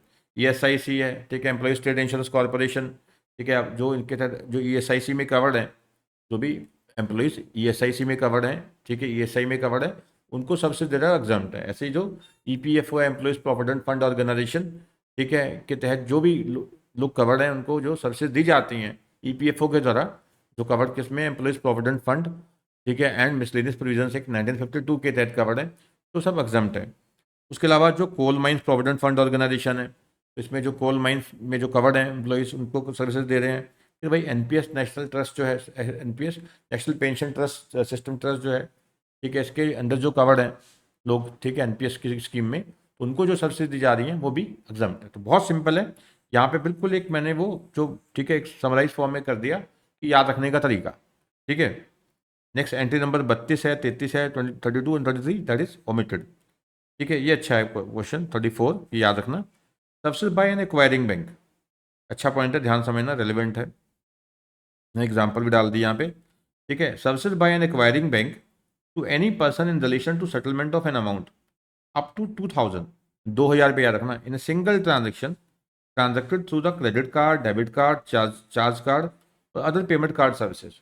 तो हम जैसे डेबिट या क्रेडिट कार्ड यूज़ करते हैं, उससे हम अगर जैसे ना, ठीक है, पॉइंट ऑफ सेल यानी कि किसी शॉप में जाते हैं, तो 2000 तक का हम कार्ड स्वाइप करते हैं, कार्ड से पेमेंट करते हैं, तो कहते हैं 2000 तक की कोई जीएसटी नहीं लगने वाला, ठीक है। तो कहते हैं यहाँ पे एक वर्ड यूज़ किया एक्वायरिंग बैंक, तो एक्वायरिंग बैंक क्या है यहाँ पे, ठीक है, acquiring bank means any banking company, financial institution including non banking financial company और any other person who makes the payment to any person who accept such card, ठीक है। तो जो बैंक पेमेंट कर रहा है, ठीक है, वो कैसे, जैसे अब ICICI बैंक का कार्ड है मेरे पास, तो मैंने स्वाइप किया, सामने वाले का जो है, ठीक है, उसको पेमेंट क्या है, मिलनी है उसको 2,000 रुपया, ठीक है। तो अब उसका जो एम्प्लॉय, मतलब उसका जो जिस बैंक का कार्ड है, उसकी जो मशीन जिस बैंक की है, ठीक है, उसकी जो मशीन जिस भी बैंक की है, ठीक है, तो वो क्या है, एक्वायरिंग बैंक है। मेरे पास कार्ड जो है वो देखिए एग्जांपल भी दिए मैंने, मेरे पास ICICI बैंक का क्रेडिट कार्ड है, तो मैंने स्वाइप किया शॉप पे जाके, ठीक है, जिनके पास क्या है, जो पॉइंट ऑफ सेल मशीन है, ठीक है, वो HDFC बैंक की है, मशीन HDFC बैंक की है, तो HDFC बैंक एक्वायरिंग बैंक है, ठीक है, since it required the transaction for the merchant, while ICICI bank is the issuing bank, ठीक है, जिसने कार्ड इशू किया, तो मेरा कार्ड ICICI बैंक का है, सामने वाले की मशीन जो है, पॉइंट ऑफ सेल मशीन जो है, वो HDFC बैंक की है, ठीक है। तो मैंने तो कार्ड इशू किया है, मैंने तो सच का जो ICICI बैंक ने कार्ड इशू किया है, ठीक है, और जिसकी कंपनी की मशीन है, जिस कंपनी की मशीन है जो ट्रांजेक्शन को एक्वायर कर रही है परसेंट के बिहाफ पे, तो वो क्या है, पेइंग, वो एक्वायरिंग बैंक हो गया, सॉरी, वो एक्वायरिंग बैंक हो गया, ठीक है। तो एक्वायरिंग बैंक में अगर जो ट्रांजेक्शन की सेटलमेंट कितनी हो रही है, 2,000 रुपये की, देखो मैंने अभी कार्ड स्वाइप किया, 2,000 की पेमेंट की, ठीक है। अब सामने वाली की जो मशीन है, ठीक है, बैंक है, मशीन का जो बैंक है वो कौन है, HDFC बैंक, तो वो मर्चेंट के खाते में पैसे डाल देगा, ठीक है, 2,000 रुपये डाल दिया मान लो, जो भी उसके चार्जेस हैं 0.5% या 1% वो डालेगा, तो उस पर GST नहीं लगेगा, ठीक है। वो कैसे, जैसे 2,000 में से मान लो उसने 1% काट लिया, ठीक है, 2,000 में से 20 रुपये काटा, 1980 किसके खाते में डाल दिए, ठीक है, मर्चेंट के खाते में डाल दिए, तो 20 रुपये पे कोई GST नहीं है। मैं सही बता रहा हूँ, जैसे हमें ना बताता हूँ क्या होता है, हमें जो पेमेंट्स आती हैं, ठीक है, आप जो बाई करते हो, ठीक है, नोट्स वगैरह, तो कई बार PDF नोट्स होते हैं, 600 के नोट्स हैं, तो बच्चा कार्ड यूज़ करता है, कार्ड से पेमेंट करता है, ठीक है, कार्ड से पेमेंट करता है, तो अब इसके ऊपर जो GST है, उसके इसके ऊपर जो चार्जेस होते हैं, ठीक है, कंपनी के, ठीक है, जो कंपनी के चार्जेस है, बैंक के चार्जेस हैं 600 रुपये के ऊपर, जो आपसे लेके हमें दे रहे हैं, ठीक है, उस चार्जेस के ऊपर कोई GST नहीं लगता है, क्योंकि अप टू 2,000 तक एग्जाम्प्ट है, ठीक है। नेक्स्ट है, ये सिंपल सही है, एंट्री नंबर 34A, ठीक है, एंट्री नंबर 34A, क्या बोलते हैं, services supplied by central government, state government, UT to their undertaking, और रिपीट करता हूँ, services supplied by central government, state government, union territory to their undertakings और public sector undertakings by way of guaranteeing the loans taken by such undertakings और PSUs from the banking companies and financial institution, ठीक है। अब कहते हैं कि देखो कोई स्टेट, एक कंपनी है, स्टेट गवर्नमेंट की, स्टेट अंडरटेकिंग है, ठीक है, उसने कोई लोन लेना है, तो सरकार गारंटी देती है, ऐसी जो BSNL है, ठीक है, जो BSNL है, ठीक है, इसको कोई लोन चाहिए स्टेट बैंक ऑफ इंडिया से, तो वहाँ सेंट्रल गवर्नमेंट गारंटी दे रही है, ठीक है। अब इस गारंटी के बदले कुछ चार्जेस लेती है सेंट्रल गवर्नमेंट मान लो, ठीक है, कुछ कंसिडरेशन चार्ज करती है, तो उसके ऊपर कोई GST नहीं है, ठीक है। मैं रिपीट करता हूँ, services supplied by PG SG UT to their undertakings और PSUs by way of guaranteeing, ठीक है, जो लोन लिए गए हैं इन अंडरटेकिंग के द्वारा या PSU के द्वारा किसी बैंक से या फाइनेंशियल इंस्टीट्यूशन से, अब इसके बदले क्या है, गारंटी के बदले कुछ कंसिडरेशन लिया है, तो बोलते हैं गारंटी कमीशन, ठीक है, गारंटी कमीशन है, तो उसके ऊपर कोई GST नहीं है, ठीक है। तो CG SG UT कोई अपनी अंडरटेकिंग के बिहाफ पे कोई गारंटी देती है किसी बैंक या फाइनेंशियल इंस्टीट्यूशन को या NBFC वगैरह को, तो उसके ऊपर जो भी गारंटी कमीशन लेती है सरकार, ठीक है, तो उसके ऊपर कोई GST नहीं है, ठीक है। ये सिंपल है। Services of general insurance business provided under the following schemes, hut insurance scheme, झोपड़ी समझते हैं आप, हट इंश्योरेंस स्कीम है, कैटल इंश्योरेंस, ठीक है, अंडर द स्वयं Jayanti Gram Swarozgar Yojana, earlier known as integrated rural development programme, scheme for insurance of tribals, ठीक है, ये रीड कर लेना बस एक बार, जनता पर्सनल एक्सीडेंट पॉलिसी एंड ग्रामीण accident policy, group personal accident policy for self employed women, agriculture, आप सोचो कितने सारे याद करने हैं, अरे एक बार रीड कर लो बस, इसमें से बता रहा हूँ आने वाला कुछ भी नहीं है, एक बार रीड कर लो, गलती से भी आ गया, ठीक है, आइडिया हो जाएगा, हाँ ये वही वाला एग्जाम वाला, ठीक है। Agriculture, pump set and field well insurance, Primia collected on export credit insurance, restructured weather based crop insurance scheme approved by the government of India and implemented by Ministry of Agriculture, and आरोग्य बीमा योजना, वैसे आ जाता है, सरकारी central government की scheme है आरोग्य बीमा योजना, ठीक है, तो आपको याद आ जाएगा, ये तो GST लगना ही नहीं है। प्रधानमंत्री फसल बीमा योजना, ये भी बड़ा प्रधानमंत्री जी, ठीक है, बोलते रहते हैं, ठीक है। Pilot scheme on seed crop insurance, ठीक है। अब पंजाब में देखो जब फ्लड आया, फसलें ही खत्म हो गई, ठीक है। देखो क्या मिलता है प्रधानमंत्री फसल बीमा योजना के तहत, pilot scheme on seed seed crop insurance, central sector scheme on cattle insurance, universal health insurance scheme, राष्ट्रीय स्वयं स्वास्थ्य राष्ट्रीय स्वास्थ्य बीमा योजना, कोकोनट पाम इंश्योरेंस स्कीम, प्रधानमंत्री सुरक्षा बीमा योजना, Nirbhaya health insurance scheme implemented by a trust constituted under the provisions of National Trust for the Welfare of Persons with Autism, ठीक है, cerebral palsy, mental retardation and multiple disability act 1999, ठीक है, बांग्ला साश्या बीमा, ठीक है। तो ये सब स्कीम्स हैं, ठीक है। इन स्कीम के तहत जो भी, ठीक है, सब्सिडी दी जाती हैं, फ़ायदा, ठीक है। जनरल इंश्योरेंस बिजनेस का जो है, ठीक है, general insurance business scheme services है, ठीक है, कोई जीएसटी नहीं लगनी, ठीक है, कोई जीएसटी नहीं है इसके ऊपर। ऐसे नेक्स्ट है, ये भी रीडिंग करनी है आपको, ठीक है। Subsidies of life insurance business provided under the, देखो अभी ये नहीं कि आप बाकी पढ़ने नहीं मत, आगे जाके बहुत कुछ आने वाला है जो बहुत रेलिवेंट है। मैं आपको बता रहा ना, बीच बीच में कई पॉइंट ऐसे आते हैं कि जो बहुत ज़्यादा रेलिवेंट है, ठीक है। Subsidies of life insurance business provided under the following scheme, Janashree Bima Yojana, Aam Aadmi Bima Yojana, life life micro insurance product as approved by insurance regulatory and development authority IRDAI, having maximum amount cover of 2 lakh, ठीक है। ये याद रखना, लाइफ माइक्रो इंश्योरेंस प्रोडक्ट जो है, ठीक है, यहाँ 2 लाख तक का जो है, ठीक है, वो माफ़ है, ठीक है। 2 लाख तक का बीमा है, ठीक है, तो उसकी जो सर्विसेज है वो माफ़ है, ठीक है। अब तो देखो वैसे भी सरकार ने क्या है, माफ़ कर दिया है, ठीक है। लाइफ इंश्योरेंस के जो इंश्योरेंस है हेल्थ एंड लाइफ, उस पर जीरो वैसे ही एग्जाम कर दिया सब, ठीक है। तो अब टाई दो बेशक नील कर दो, ठीक है, नील एग्जाम है। वरिष्ठ पेंशन बीमा योजना, प्रधानमंत्री जीवन ज्योति बीमा योजना, प्रधानमंत्री जन धन योजना, ये याद रखना एग्जाम में, ठीक है, जन धन योजना आ जाता है, ठीक है। प्रधानमंत्री वय वंदना योजना, ठीक है। नेक्स्ट है सब्सिडी बाय वे ऑफ री इंश्योरेंस, जो भी आप पढ़ के आए हैं अभी 35, 36, 40, ठीक है, ये जो हम पढ़ के आए हैं यहाँ पे, ठीक है। 40 में जो पढ़ेंगे आगे जाके, ठीक है, ये वाली। तो subsidy provided to CG, SG, UT under any insurance scheme for which total premium is paid by the central government, state government, UT, ठीक है। तो कोई भी सब्सिडी दी जा रही है सेंट्रल गवर्नमेंट को, स्टेट गवर्नमेंट को, यूटी को, कोई भी इंश्योरेंस स्कीम के तहत, जहाँ पे सारा का सारा प्रीमियम कौन पे कर रही है, सरकार ही पे कर रही है। जैसे कई बार क्या होता है कि जो सरकार है, सरकारी एम्प्लॉयज़ हैं, सरकार उनकी इंश्योरेंस करवाती है किसी प्राइवेट कंपनी से, सारा प्रीमियम खुद पे करती है, सारा प्रीमियम खुद पे करती है, ठीक है। तो इस पर कोई जीएसटी नहीं है, ठीक है। अब ये जो हम पढ़ के आए हैं पॉइंट 35 एंड 36 और जो 40 अभी पढ़ा है मैंने, इसकी अगर री इंश्योरेंस करवाते हैं, री इंश्योरेंस होती है, जैसे आपको पता होगा जो इंश्योरेंस कंपनीज हैं, ये आगे री इंश्योरेंस करवा लेती हैं। इंश्योरेंस कंपनी क्या करती हैं, आगे री इंश्योरेंस करवाती हैं, तो री इंश्योरेंस के ऊपर भी कोई जीएसटी नहीं लगेगा, ठीक है। जिनके ऊपर जीएसटी नहीं लग रहा, जिन इंश्योरेंस के ऊपर जीएसटी नहीं लगता, उनकी जो री इंश्योरेंस है, ठीक है, उसके ऊपर भी क्या है, कहते हैं कि जीएसटी नहीं लगेगा। नेक्स्ट है बेटा, subsidy bye way of collection of contribution under Atal pension योजना, ठीक है। अब देखो जो अटल पेंशन योजना है, ठीक है, उसके तहत इन्होंने काफ़ी एजेंट्स रखे होते हैं जो कलेक्शन करते हैं, ठीक है, प्रीमियम प्रीमियम कलेक्ट करते हैं जगह लोगों के घर जा जाके, ठीक है। अब उसके जो प्रीमियम कलेक्ट कर रहे हैं उनको कुछ कमीशन पे करनी होती है, ठीक है, तो उसके ऊपर कोई जीएसटी नहीं है, ठीक है। Services by way of collection of contribution under any pension scheme of the state government, ठीक है। तो कोई भी स्टेट गवर्नमेंट की पेंशन स्कीम है, उसके तहत जो कलेक्शन ऑफ कंट्रीब्यूशन होता है, ठीक है, उसकी जो सर्विसेज हैं उसके ऊपर कोई जीएसटी नहीं है। जैसे ये जो हमने पढ़ा है अटल पेंशन योजना का जो प्रीमियम है उसको कलेक्ट करने की जो सर्विसेज हैं उसके ऊपर भी नहीं है। ऐसी स्टेट गवर्नमेंट की कोई भी पेंशन स्कीम है, उसका जो प्रीमियम कलेक्ट करना होता है उसके ऊपर कोई जीएसटी नहीं है, उसके रिगार्डिंग सर्विसेज पे।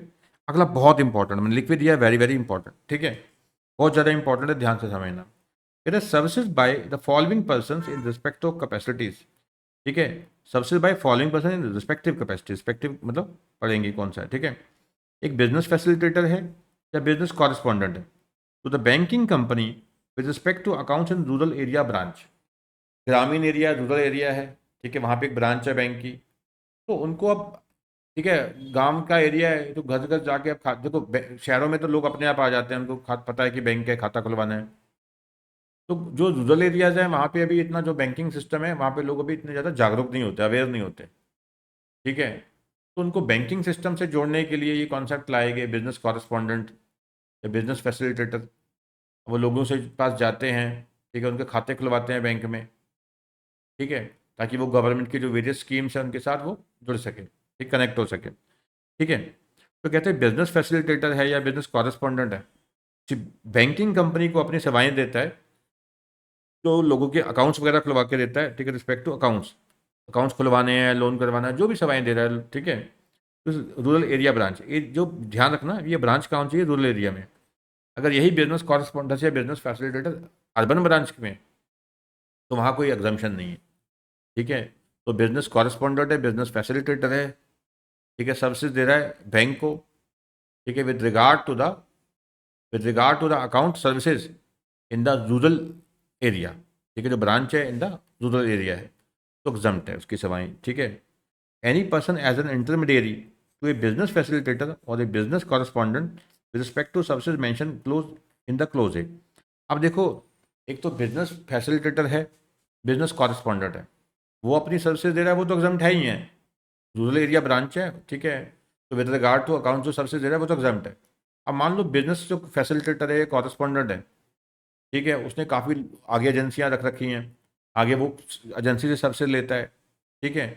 तो वो जो बंदा इनको सर्विसेज दे रहा है, बिजनेस फैसिलिटेटर को या बिजनेस कॉरेस्पॉन्डेंट को, ठीक है, with regard to the accounts in the rural area branch, तो वो भी एग्जाम्प्ट है, ठीक है। जैसे मान लो मैं एक बिजनेस फैसिलिटेटर हूँ, एक 4-5 गांवों में, ठीक है, अब अकेला काम संभाल नहीं सकता, तो मैं भी किसी एजेंसी से सर्विसेज लेता हूँ, मेरा बैंक से कनेक्शन है, ठीक है, और उस बंदे का मुझसे कनेक्शन है, वो मुझे सर्विसेज दे रहा है, तो वो भी एग्जाम्प्ट है, ठीक है। तो ध्यान रखना, ब्रांच रूरल एरिया में होनी चाहिए, ठीक है।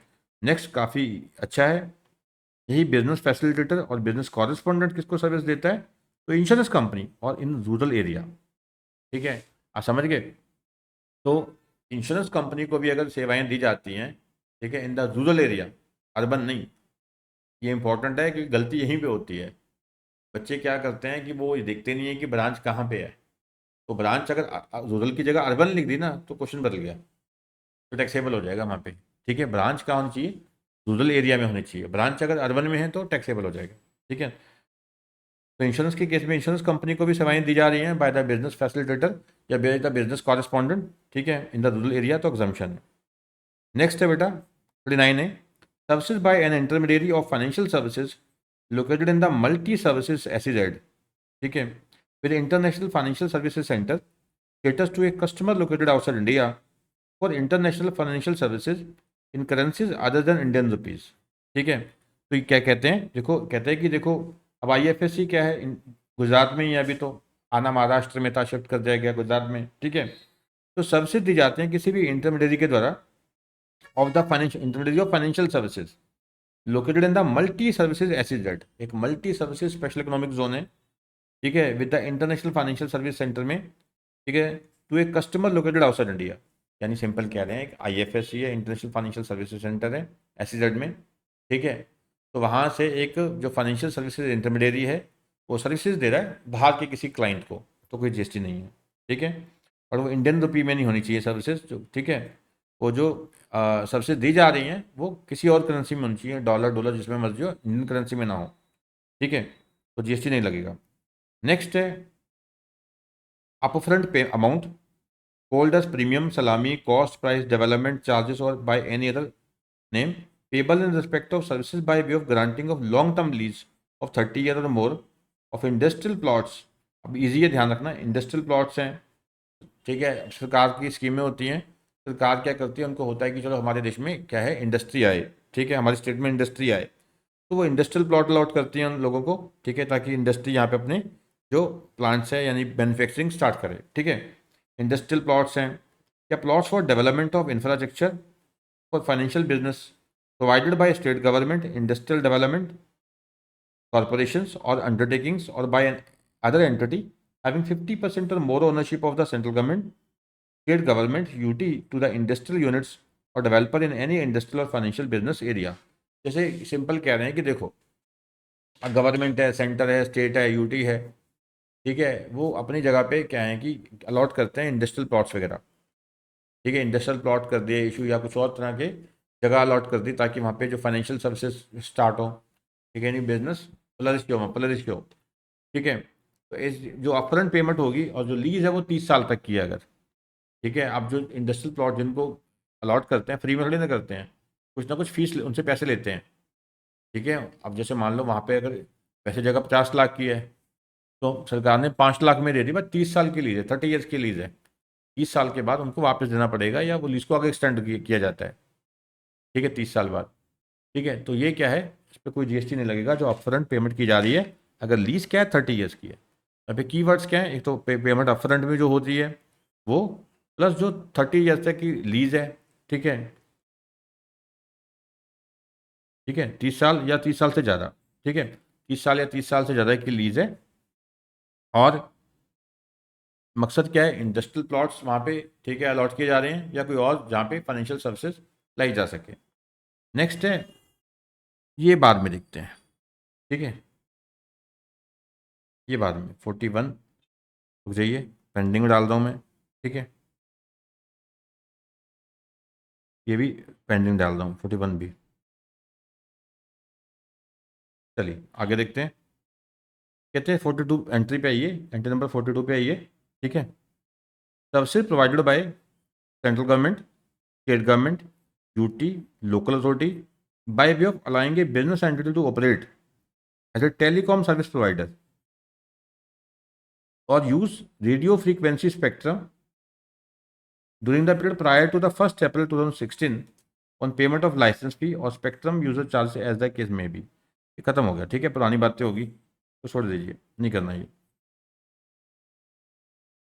नेक्स्ट देख लो, ठीक है, services provided by an incubate up to the total turnover, जैसे स्टार्टअप वगैरह होते हैं, ठीक है, इंक्यूबेट्स होते हैं, जैसे जो नए नए जो लड़के हैं, ठीक है, नए नए जो जनरेशन है, ठीक है, नए लोग जो हैं, उनको वो, ठीक है, समझाते हैं भी हाँ भी ये आप इसी को प्रोडक्ट डेवलप करो, ठीक है, आइडियाज़ जो होते हैं नए नए, ठीक है, वो डिस्कस होते हैं, और नए एक स्टार्टअप इकोसिस्टम जो है वो फ्लरिश होता है, ठीक है। तो स्टार्टअप्स के लिए है बेसिकली, ठीक है जी। Services provided by an incubate up to the total turnover of 50 lakh in a financial year subject to the following conditions, namely, कहते हैं कोई इंक्यूबेट है वो अपनी सर्विसेज दे रहा है, ठीक है, 50 लाख तक कोई दिक्कत नहीं है, कोई जीएसटी नहीं है, ठीक है। कंडीशंस क्या है, टोटल टर्नओवर कितनी होनी चाहिए, maximum 50 lakh during the preceding financial year and a period of 3 years has not been elapsed from date of entering into agreement as an incubatee, ठीक है। तो पहले 3 साल तक एग्जाम्पशन है, उसके बाद एग्जाम्पशन नहीं है, और जो टर्नओवर है 50 लाख क्रॉस ना करे, यानी टर्नओवर 50 लाख क्रॉस कर गई तो जीएसटी लगेगा, ठीक है, 3 साल क्रॉस करके तो जीएसटी लगेगा, ठीक है। मीनिंग ऑफ इंक्यूबेटी क्या है, incubatee means an entrepreneur located within the premises of technology business incubator or science and technology entrepreneurship park recognized by National Science and Technology Entrepreneurship Development Board of the Department of Science and Technology, Government of India, and who has entered into an agreement with the Technology Business Incubator or the Science and Technology Entrepreneurship Park to enable himself to develop and produce high-tech and innovative products, ठीक है। तो read कर लेना, ठीक है, knowledge के लिए है, जस्ट रीडिंग, ठीक है जी। ये क्लियर हो गया, ठीक है। तो इनक्यूबेटी जो सर्विसेज देते हैं, इनक्यूबेटी सर्विसेज देते हैं, ठीक है, अगर 50 लाख तक की turnover in the प्रीडिंग financial year कोई दिक्कत नहीं है, और पहले 3 साल तक कोई दिक्कत नहीं है, ठीक है। 3 साल क्रॉस हो गए या 50 लाख क्रॉस हो गए तो जीएसटी लगेगा। नेक्स्ट है सबसे प्रोवाइडेड बाय आर्बिट्रल ट्रिब्यूनल, ठीक है, आर्बिट्रल ट्रिब्यूनल होते हैं, ठीक है, जो out of the court settlement होती हैं आर्बिट्रल, ठीक है, ट्रिब्यूनल द्वारा। इसके लिए आर्बिट्रेशन एंड कंसिलिएशन एक्ट है 1986, ठीक है।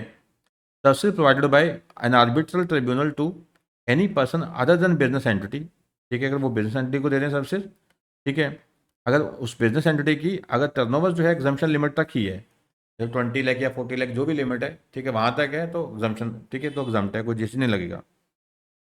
द सीजी, एसजी, यूटी और लोकल अथॉरिटी, ठीक है, गवर्नमेंट अथॉरिटी और गवर्नमेंट एंटिटी, ठीक है। तो आर्बिट्रल ट्रिब्यूनल है, किसी इंडिविजुअल को सर्विसेज देते हैं अदर देन बिजनेस एंटिटी, किसी भी पर्सन को जो बिजनेस एंटिटी नहीं है तो एग्जम्प्ट है, अगर बिजनेस एंटिटी है तो उनकी जो टर्नओवर है एग्जम्पशन लिमिट तक ही है, तो कोई जीएसटी नहीं लगेगा। या जो ये आर्बिट्रल ट्रिब्यूनल सर्विसेज दी जा रही हैं सेंट्रल गवर्नमेंट को, स्टेट गवर्नमेंट को, यूटी को या लोकल अथॉरिटी को, ठीक है, या कोई गवर्नमेंट की किसी एजेंसी वगैरह को है, एंटिटी को है, तो कोई जीएसटी नहीं लगेगा। अगला रेलिवेंट है, ध्यान से समझ लेना, एग्जाम में आ सकता है, जो एडवोकेट सर्विसेज देते हैं, तो ध्यान से समझना, ठीक है। एक पार्टनरशिप फर्म है ऑफ एडवोकेट्स और an individual as an advocate, ठीक है। एक इंडिविजुअल है, मान लो मैं ही हूँ, ठीक है, एडवोकेट सर्विसेज देता हूँ मैं अपनी, ठीक है। एक पार्टनरशिप फर्म है एडवोकेट्स की, अदर देन सीनियर एडवोकेट, वो अलग है, ठीक है, ये अलग पढ़ेंगे अभी, ठीक है। तो एक एडवोकेट है इंडिविजुअल या एक एडवोकेट्स की पार्टनरशिप फर्म है, तो वो अपनी लीगल सर्विसेज दे रही है, किसको, ठीक है, इनको दे रही है, तो जीएसटी नहीं लगेगा। कौन, किसको, एडवोकेट को दे रही है, फर्दर एडवोकेट को, इंडिविजुअल एडवोकेट है या पार्टनरशिप फर्म ऑफ एडवोकेट है, वो किसी एडवोकेट को सर्विसेज देती हैं या पार्टनरशिप फर्म ऑफ एडवोकेट्स को सर्विसेज देते हैं जो आगे लीगल सर्विसेज दे रहे हैं, यानी एडवोकेट एडवोकेट को सर्विसेज दे रहे हैं तो जीएसटी नहीं लगेगा। या ये एडवोकेट जो है या पार्टनरशिप फर्म है एडवोकेट्स की, सर्विसेज देते हैं किसी भी पर्सन को अदर देन बिजनेस एंटिटी, तो एक इंडिविजुअल को सर्विसेज दे रहे हैं तो कोई जीएसटी नहीं लगेगा, वो बिजनेस एंटिटी जो नहीं है। अगर ये बिजनेस एंटिटी है तो जीएसटी लगेगा, ठीक है। अगर बिजनेस एंटिटी की एग्जम्पशन लिमिट तक की सेल्स है, टर्नओवर है, तो नहीं लगेगा, ठीक है, क्योंकि रिक्वायरमेंट नहीं है। A business entity with an aggregate turnover up to such amount in the preceding financial year as makes it eligible for exemption from registration under the CGST act 2017। तो प्रीसीडिंग फाइनेंशियल ईयर में, इस साल नहीं, जिस साल subsidy दे रहे हैं उस साल नहीं, उसे पिछले साल में अगर जो बिजनेस एंटिटी की टर्नओवर कितनी थी, एग्जम्पशन लिमिट तक ही थी, ठीक है, तो उनको जीएसटी, इस सर्विसेज के ऊपर जीएसटी नहीं लगेगा। या सर्विसेज किसको दे रहे हैं, सीजी को, एसजी को, यूटी को, लोकल अथॉरिटी को, गवर्नमेंट अथॉरिटी को या गवर्नमेंट एंटिटी को, तो जीएसटी नहीं लगेगा। तो जीएसटी कहाँ नहीं लगा, ठीक है, तो दो केसेस में नहीं लगा, ठीक है। एक तो देखो जो एडवोकेट है कहाँ लगा, पहले वो देखते हैं, ठीक है। किसी भी पर्सन को सर्विसेज देते हैं, ठीक है, जो एक बिजनेस एंटिटी है, ऐसे कह सकते हैं, ठीक है। अगर ये बिजनेस एंटिटी है,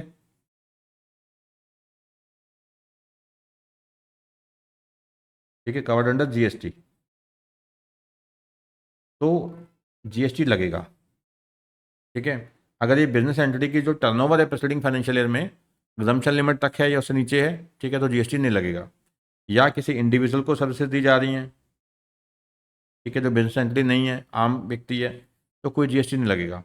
अगर ये कोई गवर्नमेंट है, सेंट्रल स्टेट है या लोकल अथॉरिटी है या कोई बिजनेस गवर्नमेंट एंटिटी है, तो जीएसटी नहीं लगेगा, ठीक है। अगर यही कोई सीनियर एडवोकेट है, ठीक है, तो bye way of legal services देता है, तो वो जो पहला वाला पॉइंट है वो हट जाएगा, जो एडवोकेट एडवोकेट को दे रहा है वो हट जाएगा, बाकी सेम आ जाएंगे, ठीक है। तो any person other than business entity नहीं लगेगा, और बिजनेस एंटिटी जिसकी प्रीसीडिंग फाइनेंशियल ईयर में एग्जम्पशन लिमिट से कम है नहीं लगेगा, और ये जो CGST वाले में नहीं लगेगा। तो पहला जो एक पॉइंट था वो हट जाएगा, बाकी सब सेम रह जाएगा। पहला क्या पॉइंट था कि एडवोकेट या partnership firm of advocate legal services दे रही हैं किसी और पार्टनरशिप फर्म को या किसी एक इंडिविजुअल एडवोकेट को जो लीगल सर्विस प्रोवाइड करते हैं, तो वो पॉइंट हटा के बाकी 3 पॉइंट क्या बेटा सेम रहेंगे। नेक्स्ट है services by veterinary clinic in relation to health care of animals और बर्ड्स, ठीक है। कोई वेटरनरी क्लिनिक होता है, समझते हैं आप, ठीक है, क्या होता है वेटरनरी क्लिनिक, ठीक है, ये जो जानवर वगैरह के जो, ठीक है, सर्विसेज दी जाती हैं health care. It is services by a veterinary clinic in relation to a health care of animals, health care of animals और birds, ये याद रखना, ठीक है, एग्जाम है। Services provided bye CG SG UT local authority by way of restriction required under any law for the timing and force. याद रखिए क्या कह रहे हैं, कहते हैं सर्विसेज दी जा रही हैं CG SG UT या लोकल अथॉरिटी के द्वारा bye way of restriction required under any law for the timing and force. Simple है, जैसे एक कंपनी की रजिस्ट्रेशन होती है उसके चार्जेस होते हैं, जीएसटी के रजिस्ट्रेशन होते हैं उसकी चार्जेस होते हैं। तो लॉ के तहत जो भी रजिस्ट्रेशन करवाते हैं, जैसे पैन कार्ड लिया मैंने, ठीक है, पैन तो चलो एक अलग हो गया इंडिविजुअल से, मतलब लॉ के तहत जो भी रजिस्ट्रेशन करवा रहे हैं हम, ठीक है, तो उसके ऊपर कोई जीएसटी नहीं लगता। कंपनी रजिस्टर्ड करवाते हो तो उसकी एक फीस होती है सरकारी, ठीक है, तो उसके ऊपर कोई जीएसटी नहीं है, ठीक है। या कोई गवर्नमेंट की, सेंट्रल गवर्नमेंट है, स्टेट गवर्नमेंट है, लोकल अथॉरिटी है या यूटी है, वो कोई टेस्टिंग करती है, कोई कैलिब्रेशन है, सेफ्टी चेक है या कोई सर्टिफिकेशन रिलेटिंग टू प्रोटेक्शन और सेफ्टी ऑफ वर्कर्स है, कंज्यूमर्स या पब्लिक एट लार्ज है, including fire licence required under any law for the timing in force, यानी गवर्नमेंट जो सर्विसेज दे रही हैं, ठीक है, तो उसके ऊपर कह रहे हैं जीएसटी नहीं है। अगर रजिस्ट्रेशन सर्विसेज हैं या जो बताया उन्होंने टेस्टिंग कैलिब्रेशन सेफ्टी वगैरह की सर्विसेज हैं तो नहीं है, ठीक है। 47 ये ओमिट हो चुका है, यानी खत्म हो चुका है। 48 है, ये भी खाली गो थ्रू कर लो, है नहीं रेलिवेंट बिल्कुल भी। टैक्सेबल सर्विसेज प्रोवाइडेड टू और to be provided by a technology business incubator और science and technology entrepreneurship park recognised by national science and technology entrepreneurship development board of the department of science and technology government of India. तो government के यानी कि कह सकते हैं कि एक स्टार्टअप एक इकोसिस्टम एंटरप्रेन्योरशिप जो है, ठीक है, लोगों में जो एक, ठीक है कि नहीं, कीड़ा है, तो उसको बढ़ाने के लिए, ठीक है, तो वो कहते हैं कि इसको बढ़ाने के लिए जो सब्सिडी दी जाती हैं by the technology business incubator, एक science and technology entrepreneurship park, ठीक है, जो रिकॉग्नाइज है, ठीक है जी, तो ये सब्सिडी दे रहे हैं, इसके ऊपर कोई जीएसटी नहीं है। या फिर क्या है, और to be provided by bio incubators, ठीक है, recognise by biotechnology industry research assistant council under the department of biotechnology government of India. तो ये जो सर्विसेज दी जा रही हैं, ठीक है, ये एग्जाम्प्ट है, बिल्कुल सिंपल है, याद रखिएगा, ठीक है। बायोटेक्नोलॉजी इंडस्ट्री से जुड़ी हुई सर्विसेज होगी, ठीक है, बायो इंक्यूबेटर द्वारा, ठीक है, या बायोटेक्नोलॉजी बिजनेस इंक्यूबेटर के द्वारा, एक science and technology entrepreneurship park के द्वारा एग्जाम्प्ट है, ठीक है। ये थोड़ा देख लो, समझ लो, ये रूटीन में यूज़ होता है, हमारे न्यूज़पेपर्स आते हैं, ठीक है, तो ये सब क्या है, जीएसटी से एग्जाम्प्ट है, क्योंकि इवन हम पढ़ चुके हैं कि जो जीटीए है वो न्यूज़पेपर को एक जगह से दूसरी जगह लेके आते जाते हैं, ट्रांसपोर्टेशन ऑफ न्यूज़पेपर हैं, ठीक है, तो सब एग्जाम्प्ट है। Services by way of collecting और providing news by independent journalist, press trust of India, united news of India, ठीक है, तो ये जो न्यूज़ खबरें इकट्ठी करते हैं, ठीक है, लोगों तक पहुंचाते हैं, इसके ऊपर कोई जीएसटी नहीं है, ठीक है। नेक्स्ट है entry number 50, services of public library. अब देखो इसका मकसद क्या है, लोगों में, ठीक है, जो नॉलेज है उसको बढ़ाना, ज्ञान बढ़ाना। Services of public libraries by way of lending of books, publications और any other knowledge enhancing content और मटेरियल, ठीक है। तो पब्लिक लाइब्रेरीज हैं, ठीक है, पब्लिक लाइब्रेरी कोई भी आ सकता है, किताबें ले सकता है, पढ़ सकता है, ठीक है, तो उनकी जो सर्विसेज है वो एग्जाम्प्ट है। Services by an organiser to any person in respect of business exhibition held outside India, ठीक है, कोई भी ऑर्गेनाइजर है, ठीक है, तो इंडिया के बाहर कोई भी वो एग्जीबिशन, ठीक है, होल्ड करता है, तो एग्जाम्प्ट है। नेक्स्ट है 52A, कहते हैं जीएसटी एग्जाम्पशन, थोड़ा ध्यान से पढ़ना है, इंपॉर्टेंट है, ठीक है। देखो टूरिज्म की जो सर्विसेज हैं, टूर ऑपरेटर्स हैं, ठीक है, उनकी जो सर्विसेज है वो टैक्सेबल है, पहले भी आया था, ठीक है, जो बसेज वगैरह वगैरह, जो भी कैब वगैरह, तो टूर वाली सारी सर्विसेज क्या है, टैक्सेबल है, ठीक है। बट अगर मान लो टूर ऐसा है, कुछ टाइम, 2 दिन का टूर इंडिया में है, 2 दिन का नेपाल में है, टूरिज्म सर्विसेज होती हैं, ठीक है, बसेज जाती हैं, यहाँ से श्रीलंका जा रही है, 2 दिन यहाँ पे रहे, 2 दिन श्रीलंका में रहे, तो जब इंडिया के बाहर रहे तो वो तो एग्जाम्प्ट है, जब तक इंडिया में है जो सर्विसेज हैं, ठीक है, तो वो टैक्सेबल है, ठीक है। GST exemption for tour operator services partly performed outside India when a tour operator, ठीक है, कॉन्सेप्ट तो समझिए कि क्या है, ठीक है, तो टूर में क्या होता है, इंडिया में जो है टैक्सेबल है, ठीक है, इंडिया के बाहर जो है वो एग्जाम्प्ट है। When a tour operator provides services to a foreign tourist, ठीक है, फॉरेन टूरिस्ट है, उसको टूर ऑपरेटर जो है सर्विसेज दे रहा है अपनी, and tour is partly in India and partly outside India, the portion of services performed outside India is exempt, ठीक है, जो इंडिया के बाहर वाला पोर्शन है वो एग्जाम्प्ट है। अभी एग्जाम्पल भी लेंगे, ठीक है। एग्जाम्प्ट वैल्यू डिटरमाइन कैसे करनी है, prorated value based on number of days spent outside India, जैसे 5 दिन है, 5 में से 3 दिन इंडिया में है और 2 दिन बाहर है, तो 2 दिन जो है बाहर वाले एग्जाम्प्ट हो जाएंगे, ठीक है। To a total tour days, ठीक है, हम देखेंगे कि टोटल टूर डेज कितने हैं, 5 डेज है, इंडिया के बाहर कितने, 3, तो 3/5 कर देंगे, ठीक है। या फिर 50% ऑफ टोटल टूर कंसिडरेशन, जो पैसा लिया हमने, ठीक है, विच एवर इज लेस, ठीक है, क्या है, लोअर लेना है, लोअर, ठीक है, तो प्रपोर्शनेट निकाल लेंगे या 50%, ठीक है। लिया कितना हमने, 2 लाख, 2 लाख लिया, ठीक है, 2 दिन इंडिया में निकाले, 3 दिन बाहर, ठीक है, तो बाहर कितने हैं, 3 दिन, 3/5 कर देंगे, ठीक है, ये बन जाएगा 1,20,000, 1,20,000, या जो टोटल कंसिडरेशन लिया हमने 2 लाख, उसका 50% कितना बन गया, लाख, एग्जाम कितना आ जाएगा, 1,20,000 और 1 lakh, which ever is less, 1 lakh, simple, ठीक है। और कैलकुलेशन ऑफ 2 डेज, ठीक है, अब 2 डेज जब देखना है हमने, तो 12 से ज़्यादा जहाँ पे रुके, ठीक है, जैसे मान लो इंडिया में कितने दिन है, एक दिन में 12.5 घंटे, बाहर कितने दिन वहाँ पे है, 11.5 घंटे, तो यहाँ पे वो पूरा दिन मान लेंगे ऐसे, ठीक है। और लेस देन 12 आवर्स है तो हाफ डे मान लेंगे, ठीक है। अगर कहीं पे लेस देन हाफ डे रुके हैं, उसको क्या मानेंगे, हाफ डे, ठीक है, तो इसको छोड़िए, सिंपल याद रखिए कि 12 घंटे या 12 घंटे मतलब लगे कितने, 2.5 दिन लगे हैं, ठीक है। टोटल टूर ही कितने दिन का था, 4 घंटे, सॉरी 4 दिन 3 घंटे का, ठीक है। तो 4 दिन और हाफ डे मान लेंगे, 3 आवर्स को क्या मान लेंगे, हाफ डे, ठीक है। लेस देन 12 आवर्स है, हाफ डे। टूर अगर है 4 दिन 13 घंटे का, तो 5 डेज का टूर मान लिया जाएगा, ठीक है। Thus only the taxable portion of tour operator services performed in India remains liable to GST। जो इंडिया के बाहर जो है, ठीक है, तो एग्जम्प्ट हो जाएगा। तो फॉरेन टूरिस्ट क्या है, मतलब क्या है, means a person not normally resident India who enters India for a stay of not more than 6 months for legitimate non immigrant purposes. उसका पर्पस तो इमिग्रेशन का नहीं है, वो केवल घूमने फिरने आया है और मैक्सिमम 6 महीने यहाँ पे रहने वाला है, ठीक है। इलस्ट्रेशन जो समझाई है आपको वही है, वैसे ही है, ठीक है। अब कहते हैं कि 3 दिन इंडिया में है, 2 दिन नेपाल में है, टोटल 5 दिन है। चार्ज कितना किया,1,00,000 रुपये। तो नेपाल में कितना हो गया, 2 दिन, ठीक है। तो 1,00,000 इंटू 2 डिवाइड बाई 5, ठीक है। तो 50,000, और 1,00,000 का 50% किया, 50,000 हो गया, ठीक है। नहीं, ये कितना हो गया, ये 60,000 हो गया, सॉरी, ठीक है। ये 1,00,000, ये हो गया 40,000, सॉरी 40,000 हो गया, या 1,00,000 का 50% 50,000, तो 40,000 या 50,000 विच एवर इज लेस, 40,000, ठीक है। तो 40,000 एग्जम्प्ट हो गया, तो 1,00,000 में से 40,000 एग्जम्प्ट, टैक्सेबल कितना हो गया, 60,000, सिंपल हो गया। अब 2 डेज इंडिया में है, 3 डेज नेपाल में है, ठीक है।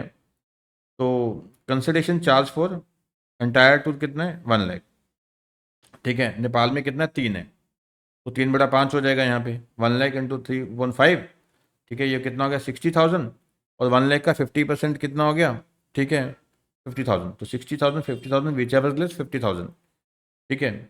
तो 50,000 एग्जम्प्ट हो गया, तो बाकी 50,000 टैक्सेबल होगा 1,00,000 में से, ठीक है जी। ऐसे ये वाला भी देख लेना, सिंपल कैलकुलेशन है ये, ठीक है। 2.5 डेज इंडिया में है, 3 डेज नेपाल में है, टोटल 5.5 दिन हो गए, ठीक है। अब नेपाल में कितने, 3 दिन, तो 3/5.5, 3/5.5, ठीक है।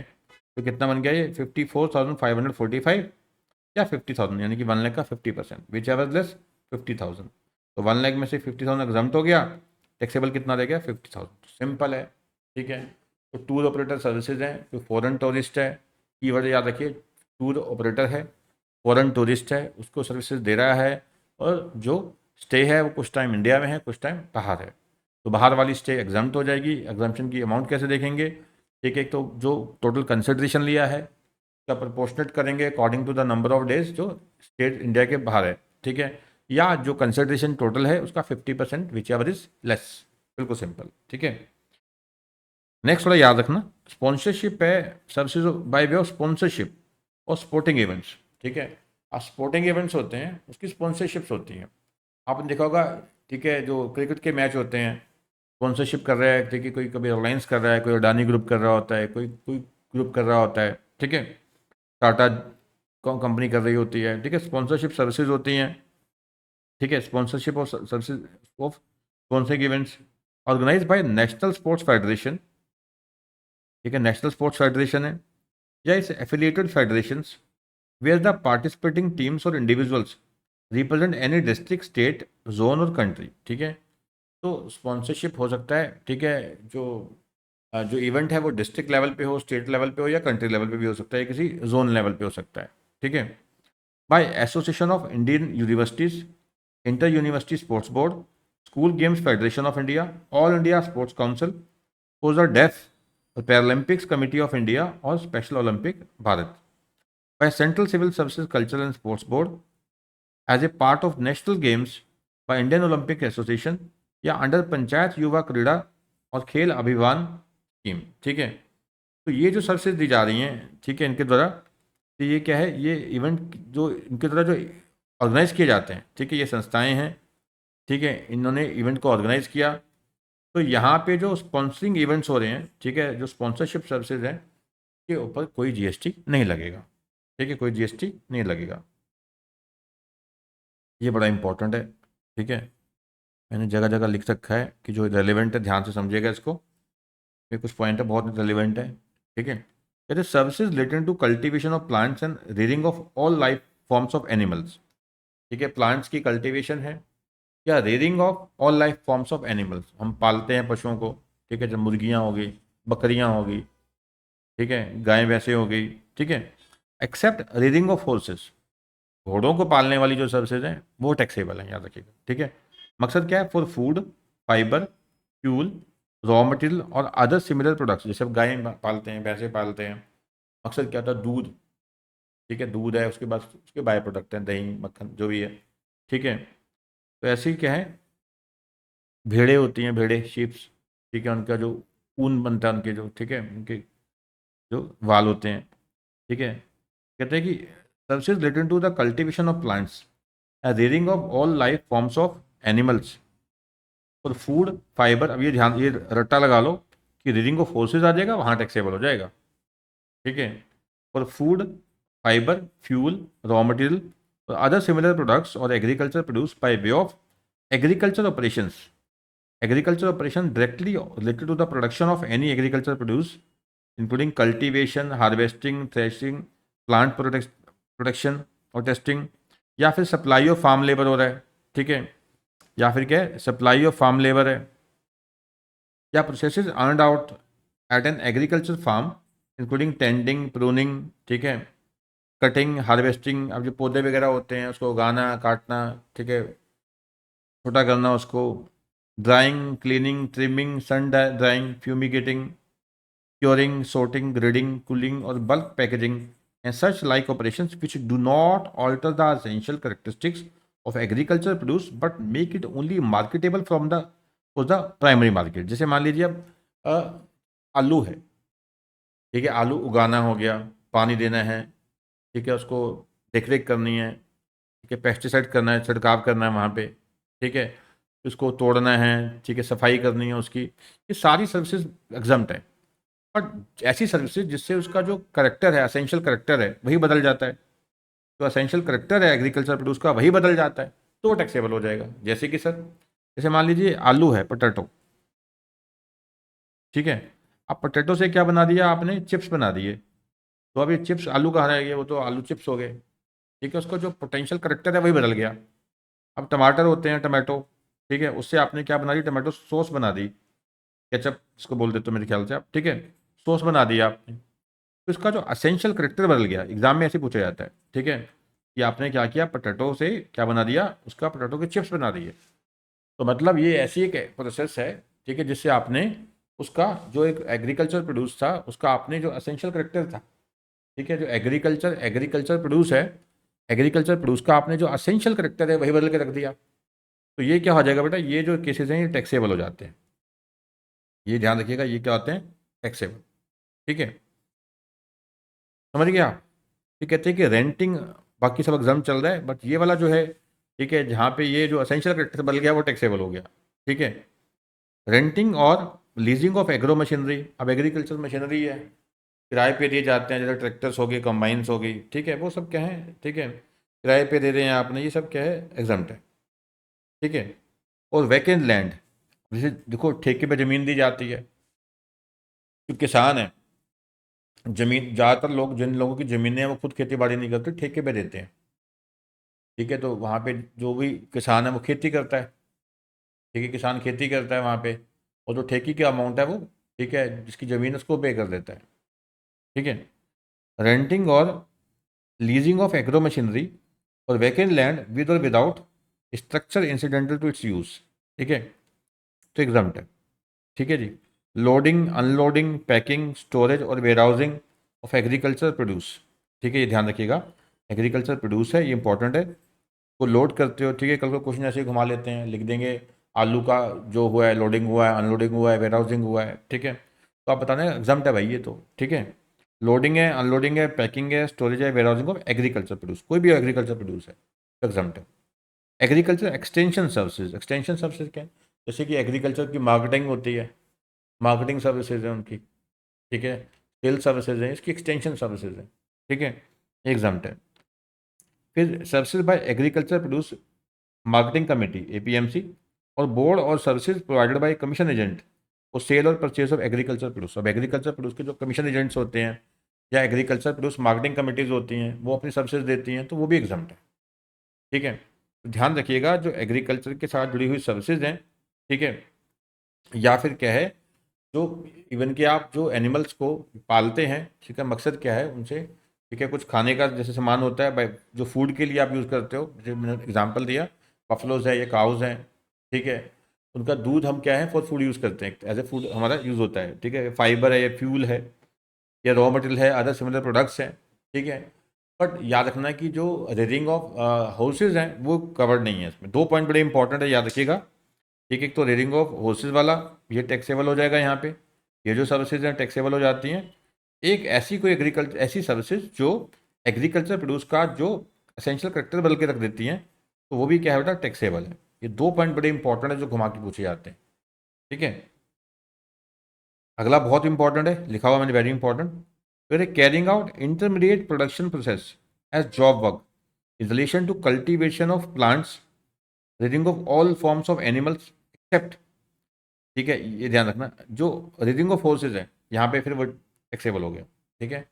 तो कहते हैं कि जो इंटरमीडिएट प्रोडक्शन प्रोसेस एज, पहले तो क्या था, जो एग्रीकल्चर टाइप सर्विसेज थी, ठीक है, अब ये नेक्स्ट स्टेप पे आ गया है, इंटरमीडिएट प्रोडक्शन प्रोसेस सर्विसेज हैं, ठीक है, एज जॉब वर्क की जा रही है in relation to cultivation of plants, rearing of all life form of animals except, rearing of horses taxable है, और ये all life forms of animals हैं क्या को, सेम वही, फॉर फूड फाइबर फ्यूल, ठीक है, रॉ मटेरियल और अदर सिमिलर प्रोडक्ट्स और एग्रीकल्चर प्रोड्यूस, ठीक है। इसमें ध्यान रखना, जैसे कि अब कहते हैं कि ये दो सर्विसेज हैं, ठीक है, जैसे milling of paddy into rice, paddy है, ठीक है, उसको आप राइस में कन्वर्ट करते हो, वो जो सर्विसेज दी जा रही हैं उस पर टैक्स लगता है, ठीक है।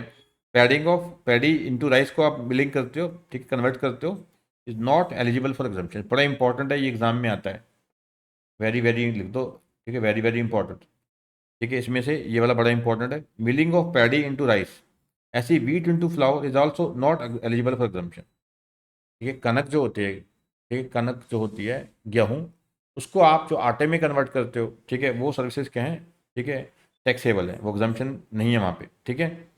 ऐसी milling of paddy into rice है तो वो भी एलिजिबल फॉर एग्जाम्पशन नहीं है, ठीक है। ऐसी जो लाइफ स्टॉक है उसका जो आर्टिफिशियल इंसेमिनेशन होता है कि उनके चलो आगे जैसे, ठीक है, बच्चे हों, ठीक है, आगे जो चल ग्रोथ हो, अदर देन हॉर्सेस, घोड़ों को छोड़ दीजिए, ठीक है, बाकी जो लाइफ स्टॉक है उसका जो आर्टिफिशियल इंसेमिनेशन होता है उसके ऊपर कोई जीएसटी नहीं है, ठीक है। पर जो हॉर्सेस हैं उनका जो आर्टिफिशियल इंसेमिनेशन है, वो जो सर्विसेज हैं उसके ऊपर जीएसटी लगेगा, ठीक है। नेक्स्ट है, तब ये खत्म हो चुका है, ठीक है। Services by way of pre conditioning, pre cooling, ripening, waxing, retail packing, ये भी रिलेवेंट है, ठीक है। Labelling of fruits and vegetables which do not change और alter the essential characteristics of said fruits और वेजिटेबल्स। अब देखो सेब होता है, सेब, सेब की प्रॉपर पैकिंग होती है, ठीक है, लेबलिंग होती है उसकी, देखा होगा सेब के, जैसे आम होता है, आम के ऊपर लेबल लगाते हैं, सेब के ऊपर बहुत लगाते हैं, ठीक है, एप्पल का भी लगा दिया कि ये लेबल है जी, इस प्रकार का ये पहाड़ी सेब है, कुछ भी लिख देते हैं, ठीक है, ठीक है। उसकी पैकिंग रिटेल पैकिंग है, जिसकी लेबलिंग करते हैं, वैक्सिंग, सेब आपने देखा होगा चमका रखा होता है, वैक्सिंग होती है, ठीक है, तो एग्जम्प्ट है। बट हाँ, ठीक है, बट अगर ऐसा जो ये कर रहे हैं, pre conditioning, pre cooling, waxing, ठीक है, कर रहे हैं ये सब कुछ, तो अगर ये उस प्रोडक्ट का, उस एग्रीकल्चर प्रोडक्ट का अगर असेंशियल करेक्टर ही बदल डाले तो फिर ये टैक्सेबल हो जाएगा। जैसे हम, ठीक है, आलू से चिप्स बना रहे थे या टमाटो से टमाटो केचप बना रहे थे, ठीक है। नेक्स्ट है entry 58, subsidy provided by national centre for cold chain development under the, ठीक है, national centre for cold chain development है under the ministry of agriculture cooperation and farmers welfare by way of cold chain knowledge dissemination, ठीक है। तो farmers welfare है, cold chain knowledge dissemination है, ठीक है। तो ये क्या है, एग्जाम्प्ट है, इसको रीड कर लेना बस एक बार, ठीक है, रिलेवेंट नहीं है बिल्कुल भी। 59, services by foreign diplomatic mission located in India, ठीक है। अब जैसे अब अमेरिका है, कनाडा है, ठीक है, उनके फॉरेन डिप्लोमेटिक मिशन होते हैं इंडिया में, तो वो जो सर्विसेज यहाँ दे रहे हैं कोई जीएसटी नहीं लगता, ठीक है। ये एग्जाम में आ सकता है, ठीक है। Services by specified organisation in respect of religious pilgrimage, ठीक है, जो एक धार्मिक यात्रा होती है, जैसे हज यात्रा होती है, ठीक है। Services by specified organisation in respect of religious pilgrimage facilitated by government of India under the bilateral arrangement.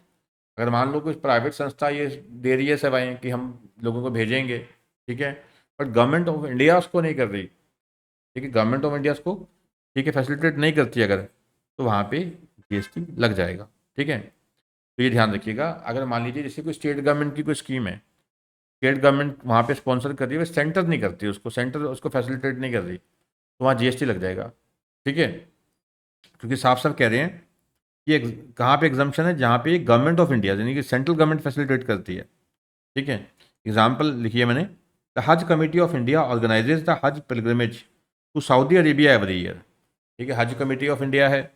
ठीक है, ये क्या है कि सऊदी अरेबिया को हज पिलग्रिमेज ऑर्गेनाइज करती है हर साल। ठीक है, हज यात्रा। द पिलग्रिमेज इज फैसिलिटेटेड, यानी जो यात्रा है उसको फैसिलिटेट कौन करता है, कि government of India under a bilateral agreement है with the government of Saudi Arabia.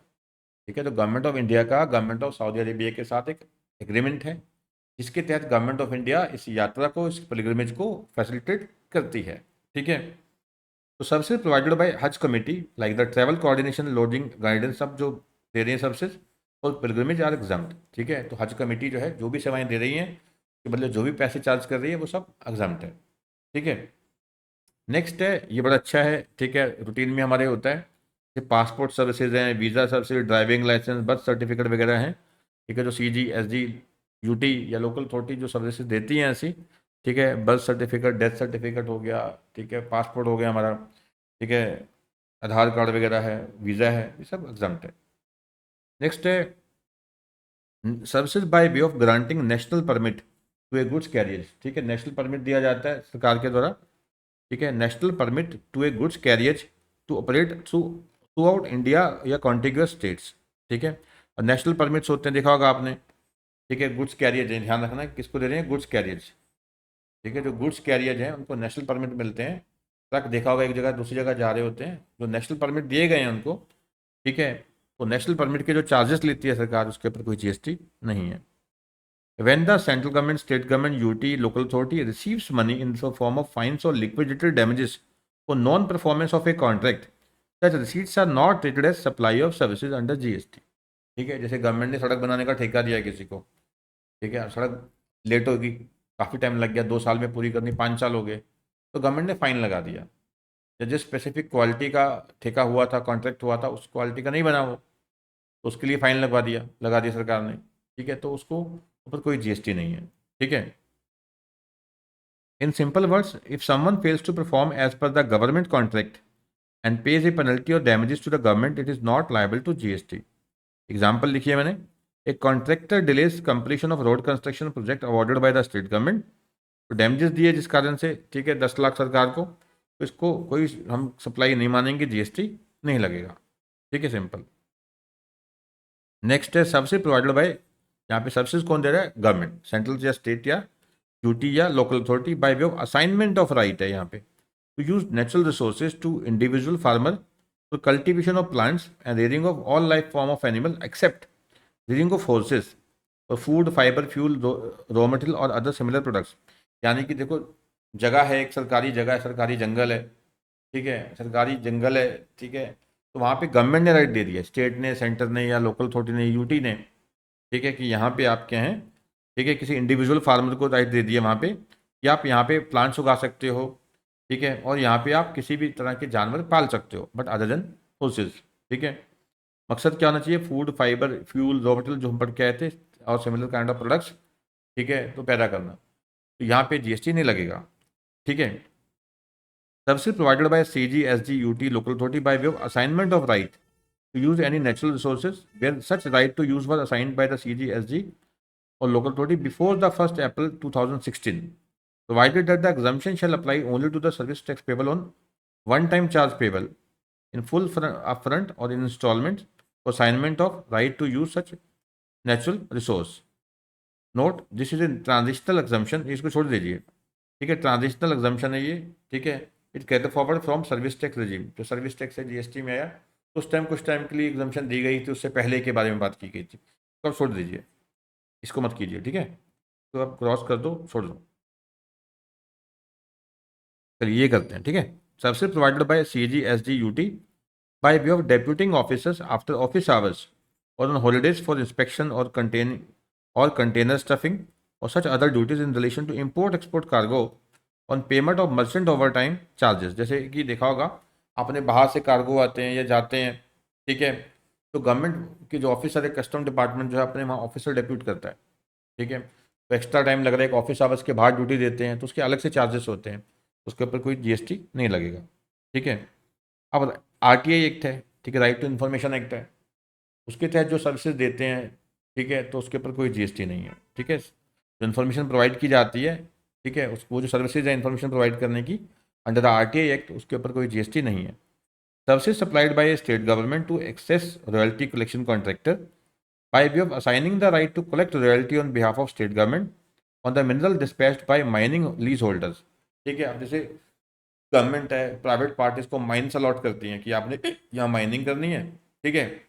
तो अब इसके जो सर्विसेज होती हैं, इसके बदले सरकार जो पैसा लेती है उसके ऊपर कोई जीएसटी नहीं है, ठीक है। चलिए नेक्स्ट है एंट्री नंबर 66 को नेक्स्ट क्लास में करते हैं, ठीक है। रिमेनिंग जो पार्ट है, ठीक है, कुछ एक अभी हमारा एक सेशन और लगेगा, ठीक है। तो जो रिमेनिंग पार्ट है बेटा वो हम नेक्स्ट सेशन में करेंगे। अब ध्यान बस ये रखिए कि आपको मैं जो भी पढ़ा रहा हूँ, ठीक है, जैसे पहला आपने सेशन देखा, नेक्स्ट सेशन देखने से पहले पहले जितना भी उसमें किया आप उसको खुद से रिवाइज कीजिए एक बार, क्वेश्चन मत कीजिए अभी, ठीक है।